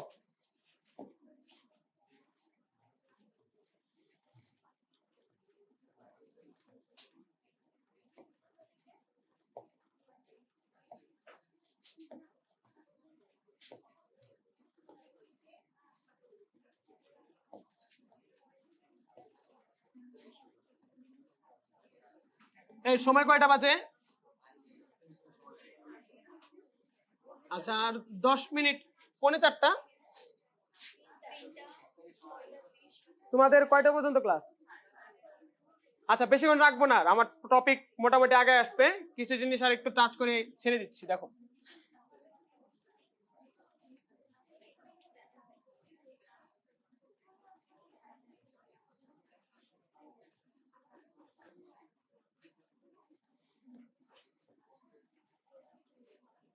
আচ্ছা, এখন দেখো, আসো, আমাদের বডির কিছু বেসিক মেকানিজম বুঝো।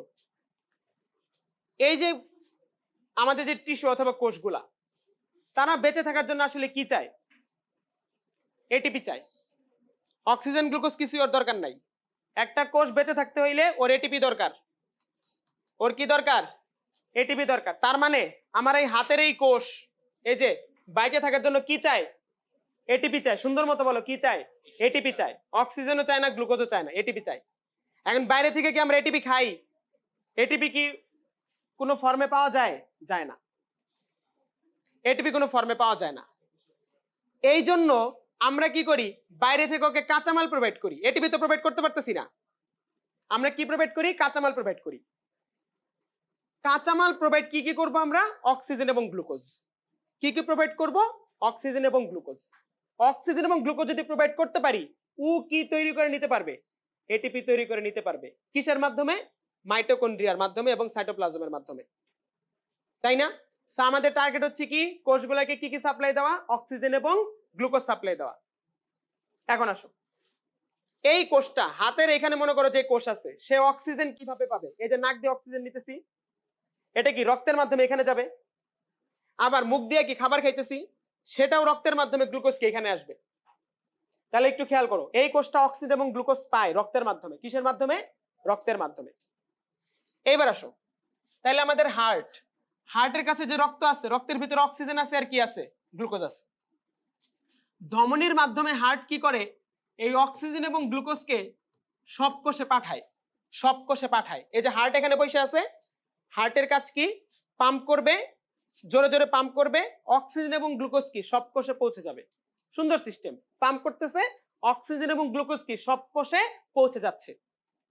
এবার আসো, এখানে আসলো, আসার পরে ধরো এখানে কৌশিক জালিকার যে ছিদ্র আছে, সাইনোসয়েড নামক ছিদ্র আছে, সেদিক দিয়ে প্লাজমা লিকেজ হইলো। প্লাজমার মধ্যে কি কি আসছে? কি কি আসলো? গ্লুকোজ আর কি? অক্সিজেন। গ্লুকোজ আর অক্সিজেন। এখন শোনো, তাহলে গ্লুকোজ আর অক্সিজেন রক্তনালিকা থেকে বের হয় প্লাজমার মাধ্যমে, বের হয়ে কোথায় আসছে? ইন্টারস্টিশিয়াল স্পেসে আসছে। ইন্টারস্টিশিয়াল স্পেস এখনো কি কোষের ভিতরে ঢুকছে? না, এখনো কোষের ভিতরে ঢুকে নাই। কোথায় আছে? এখনো কোষের বাইরে আছে। আমাদের টার্গেট কি? কোষের ভিতরে ঢুকাইতে হবে। কোষের ভিতরে গ্লুকোজ ঢুকলেই তো তোমার সাইটোপ্লাজমে গ্লাইকোলাইসিস হবে। কোষের ভিতরে অক্সিজেন ঢুকলেই তো মাইটোকন্ড্রিয়ায় অক্সিডেটিভ ফসফোরাইলেশন হবে। সো গ্লুকোজ এবং অক্সিজেনকে কিসের ভিতরে প্রবেশ করা প্রয়োজন? কোষের ভিতরে। কোষের ভিতরে প্রবেশ করা প্রয়োজন। এইবার আসো হচ্ছে আমার পরের টপিক, একটা কোষ। একটা কোষ, এটা মনে করো মাইটোকন্ড্রিয়া। নিউক্লিয়াসের কাছেই যে ওয়াইফাই থাকে, সে ওয়াইফাই নেটওয়ার্কের নাম কি? Endoplasmic reticulum. বাইরে যে ওয়াইফাই নেটওয়ার্ক থাকে সেটার নাম কি? Golgi body. Golgi body, Golgi body. বাইরেরটা হচ্ছে কি? Golgi body. ভিতরেরটা হচ্ছে কি? Endoplasmic reticulum. আচ্ছা যাই হোক, ওইদিকে এখন আর যাবো না। মনে করো ছোট কোষ গহ্বর আছে, লাইসোজোম আছে, এগুলো আছে, একটা কোষ। তাহলে প্রাণী কোষ যদি হয়, বাইরের বাউন্ডারির নাম কি? কোষ ঝিল্লি, প্লাজমা মেমব্রেন। Plasma membrane. বাইরে এখন কে কে ওয়েট করতেছে? অক্সিজেন আর কি? গ্লুকোজ। কোষের ভিতরে ঢুকতে হবে, তাই না? শক্তি উৎপাদন করতে হইলে বাধা কি? ঢুকতে হইলে বাধা কি? Plasma membrane. কোষ ঝিল্লি কি বাধা হয়ে দাঁড়াইছে, ভিতরে ঢুকতে পারতেছে না। এখন শোনো, বাধা আসলে একজনের জন্য। এই যে অক্সিজেন, সে ডিরেক্ট ভিতরে ঢুকতে পারে, ডিরেক্ট, কোনো বাধাই সে ফিল করে না ভিতরে ঢুকতে হইলে। কেন ফিল করে না কোনো বাধা? কারণ কোষ ঝিল্লি লিপিড নির্মিত, ফসফোলিপিড বাইলেয়ার। অক্সিজেন লিপিডে দ্রবণীয়। অক্সিজেন লিপিডে কি? দ্রবণীয়। সো অক্সিজেন ডিরেক্ট কোষের ভিতরে ঢুকে যাবে, অক্সিজেন কোনো বাধাই ফিল করবে না, মনেই করবে না যেখানে কিছু একটা আছে, প্লাজমা মেমব্রেন বলে কিছু একটা আছে, মনেই করবে না, সুন্দর মতো ঢুকে যাবে। কিন্তু এখনো বাইরে কে দাঁড়ায় আছে? গ্লুকোজ। মেইন পার্সনই বাইরে দাঁড়ানো। শক্তি তৈরি হবে কার থেকে? গ্লুকোজ থেকে। মেইন পার্সনই এখনো ঢুকতে পারে নাই। অক্সিজেন একে ঢুকে লাভ আছে না। এখন কাকে প্রবেশ করতে হবে? গ্লুকোজকে। কিসের ভিতরে? কোষের ভিতরে। এখন গ্লুকোজ হচ্ছে লিপিডে অদ্রবণীয়, ঢুকতে গেছে, নো পারমিশন অ্যালাউড। গ্লুকোজ কোষের ভিতরে ঢুকতে পারে না, ফসফোলিপিড দিয়ে ঢুকতে পারে না। তাহলে কিভাবে ঢুকবে? তোমরা এখন আমাকে অ্যান্সার বলো। ফসফোলিপিড দিয়ে ঢুকতে পারতেছে না, কোষে ঢুকার জন্য আর কি ওয়ে আছে? কি ওয়ে থাকতে পারে? Very good, integral protein. Phospholipid বাইলেয়ারের একটু পর পর কি ইন্টিগ্রাল প্রোটিন আছে না? কি আছে? ইন্টিগ্রাল প্রোটিন আছে।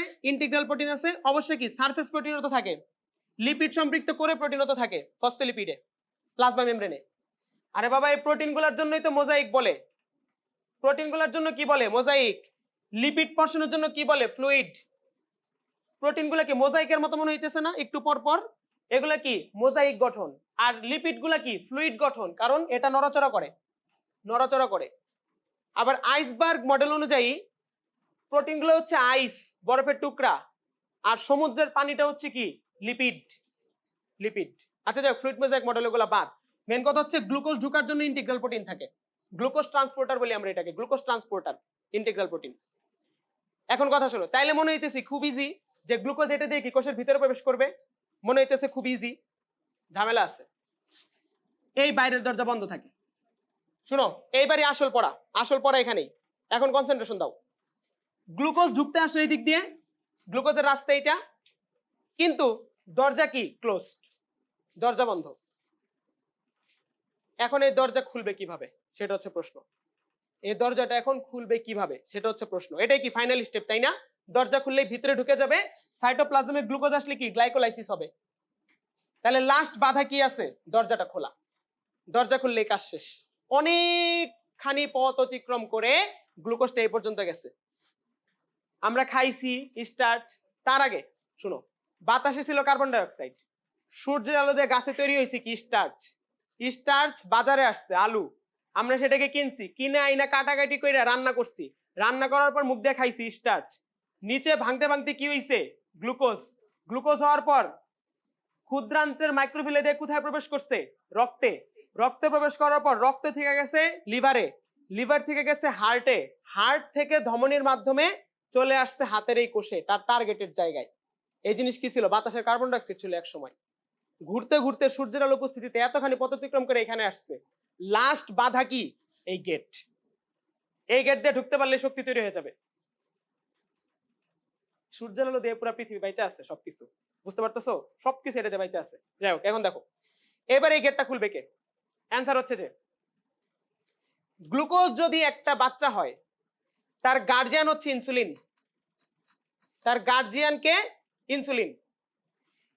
গ্লুকোজ যখন এখানে আসে, তার পিছে পিছে চলে আসে হচ্ছে ইনসুলিন। তার পিছে পিছে কে আসে? ইনসুলিন। ইনসুলিন হচ্ছে এই গেট খুলে, ইনসুলিন হচ্ছে এই গেট খুলে।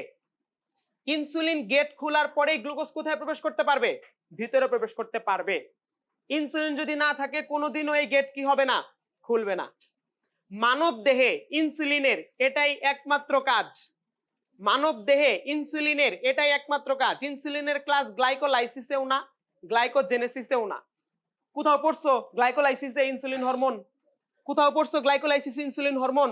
তাইলে আমরা কেন বলি যে গ্লাইকোলাইসিস ইনসুলিন ত্বরান্বিত করে? কারণ গেট যদি না খুলে গ্লাইকোলাইসিস হবে? হবে না। গেট যদি না খুলে গ্লাইকোজেনেসিস হবে কোষের ভিতরে? হবে না। এখন গেটটা কে খুলে? ইনসুলিন। ইনসুলিন যদি থাকে গ্লুকোজ ভিতরে ঢুকবে, গ্লাইকোলাইসিস করবে, গ্লাইকোজেনেসিস করবে। সেই জন্য বলে যে প্রক্রিয়াগুলো কিসের উপর নির্ভরশীল? ইনসুলিনের প্রতি তাকায় থাকে কোষ।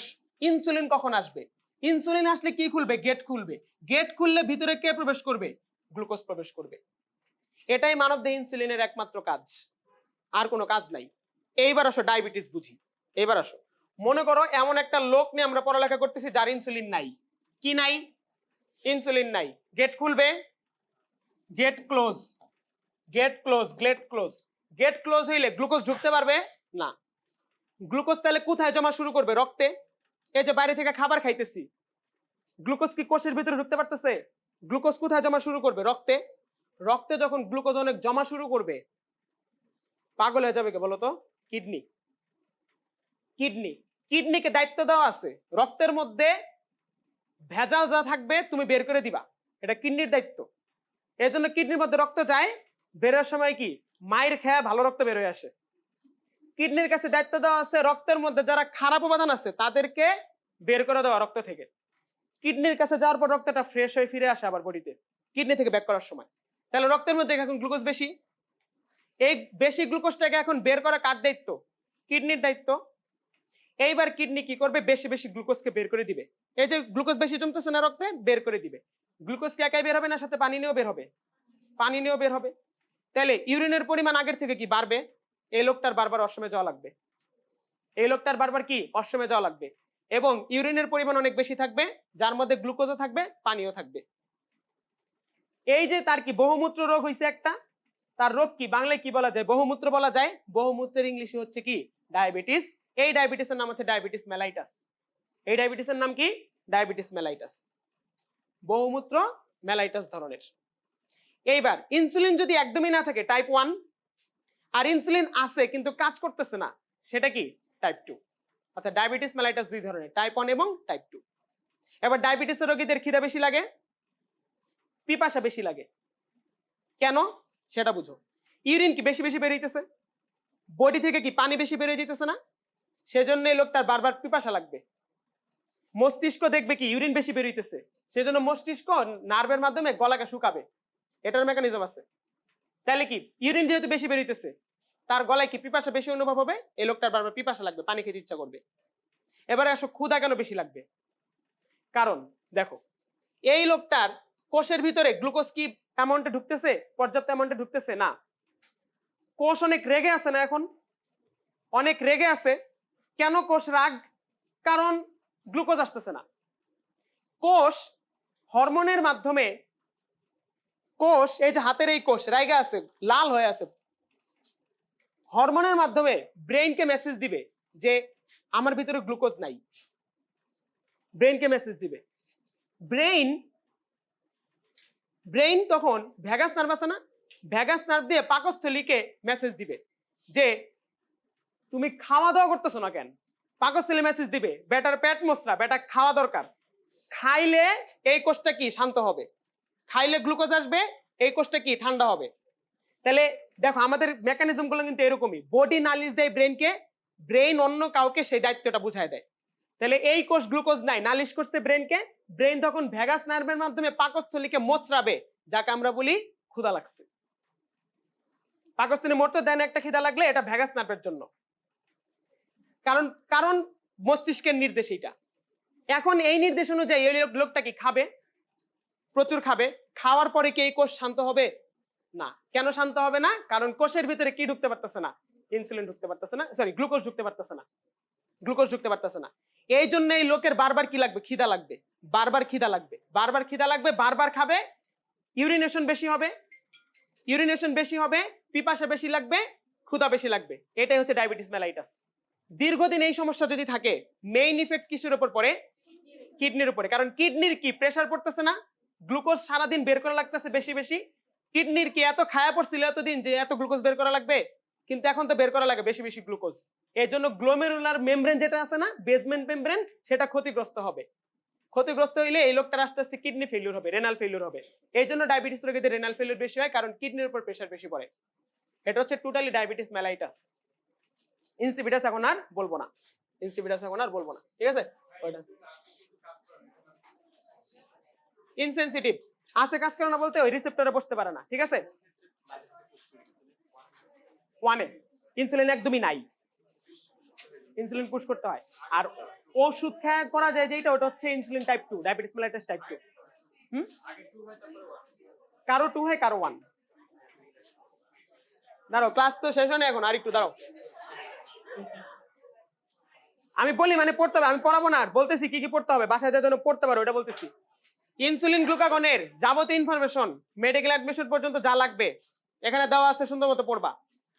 কোন প্রক্রিয়ায় হেল্প করে, কোন প্রক্রিয়ায় গ্লুকাগন হেল্প করে, এবং দেখো ইনসুলিন কখন ক্ষরিত হবে, ক্ষরণের প্রভাব কি আছে, কখন ক্ষরিত হবে ব্লাড গ্লুকোজ বাড়লে। দেখো সন্তান কাকে বলছি আমি, গ্লুকোজকে।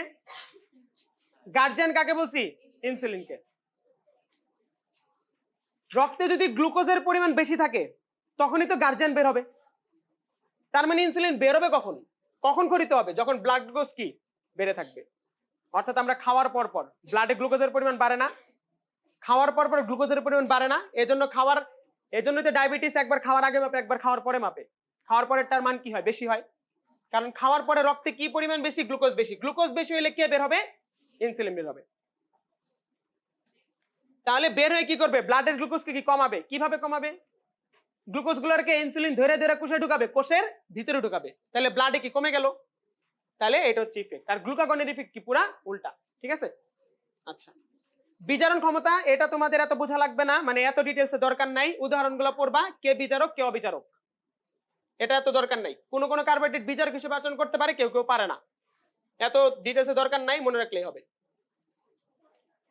আচ্ছা, এখন এটার অ্যান্সার বলো, ক্লাস শেষ, অ্যান্সার বলে চলে যাবা। এটার অ্যান্সার কি, 6।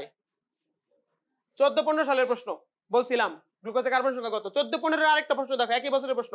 গ্লুকোজ কি ধরনের যৌগ, hexose monosaccharide. Good, hexose monosaccharide. 9 number answer দাও, ফ্রুক্টোজ। মিষ্টি আছে তার মানে কি, ফ্রুক্টোজ। 10 নাম্বার মেডিকেল 10-11 প্রশ্ন, 50 থেকে 80%। এই যে মেডিকেল 21-22 একটা প্রশ্ন দেখো, পরেরগুলো অ্যাড করে নেই, পরের বছরের কোশ্চেন আছে, কোশ্চেন ব্যাংক থেকে পড়বা। সেলুলোজ সম্পর্কে কোনটি সঠিক, মলের বেশিরভাগ, মলের বেশিরভাগ। আচ্ছা, খাদ্যের প্রধান উপাদান, খাদ্যের প্রধান উপাদান আমরা কি শাক বেশি খাই, খাদ্যের প্রধান উপাদান কি শাক, কি সেলুলোজ। তাহলে খাদ্যের প্রধান উপাদান কি, প্রোটিন। কোন ধরনের কার্বোহাইড্রেট, গ্লাইকোজেন, স্টার্চ। আমরা প্রায় মেন খাবার রাতে কি খাইছি, ভাতই তো খাইছি। সকালে তো রুটিই খাই নরমাল দিনে, রাতে কি ভাত খাই রুটি খাই, এগুলো তো মেইন। পাস্তা নুডলস এগুলো স্টার্চ, আটা স্টার্চ, জব স্টার্চ, ভুট্টার দানা স্টার্চ, সবই হচ্ছে স্টার্চ। তাহলে আমাদের মেইন খাবারের, আমরা এই যে ছোটবেলা থেকে খাই বড় হইছি, আমরা বেশিরভাগ খাবারে কি খাইছি, স্টার্চ খাইছি। স্টার্চ থেকে আরেকটু কম খাইছি প্রোটিন, প্রোটিন থেকে আরেকটু কম খাইছি তৈল জাতীয় পদার্থ, তৈলাক্ত পদার্থ। কথা বুঝতে পারছি? সাথে সেলুলোজও খাইছি কিন্তু কম, শাক পাতাও খাইছি কিন্তু কম। বুঝতে পারছি? তাহলে খাদ্যের প্রধান উপাদান হচ্ছে স্টার্চ, সহজে হজম, ঠিক আছে? শাখা মানে শাখা থাকে আর শাখা থাকে না। সেলুলোজের মধ্যে শাখা থাকে না, স্টার্চ গ্লাইকোজেনের শাখা থাকে। ওগুলো যে ভিতরে ইনফরমেশন একটু একটু মুখস্থ করবা। শুনো, কোষ রসায়ন চাইলে আরো অনেক ডিটেইলস অনেকক্ষণ আলোচনা করে পড়া যাবে, বাট এত দরকার নাই। যতটুকু আমি বলছি, মনোস্যাকারাইড, ডাইস্যাকারাইড, অলিগোস্যাকারাইড, পলিস্যাকারাইড, এই ক্লাসিফিকেশনের মতো বুঝে আলফা গ্লুকোজ কি বিটা গ্লুকোজ কি, এই ধারাটা অব্যাহত রেখে তোমরা হচ্ছে চ্যাপ্টারটা কমপ্লিট করবা, পরে ইনফরমেশন মুখস্থ করবা। কথা বুঝতে পারছি? ঠিক আছে, ওকে।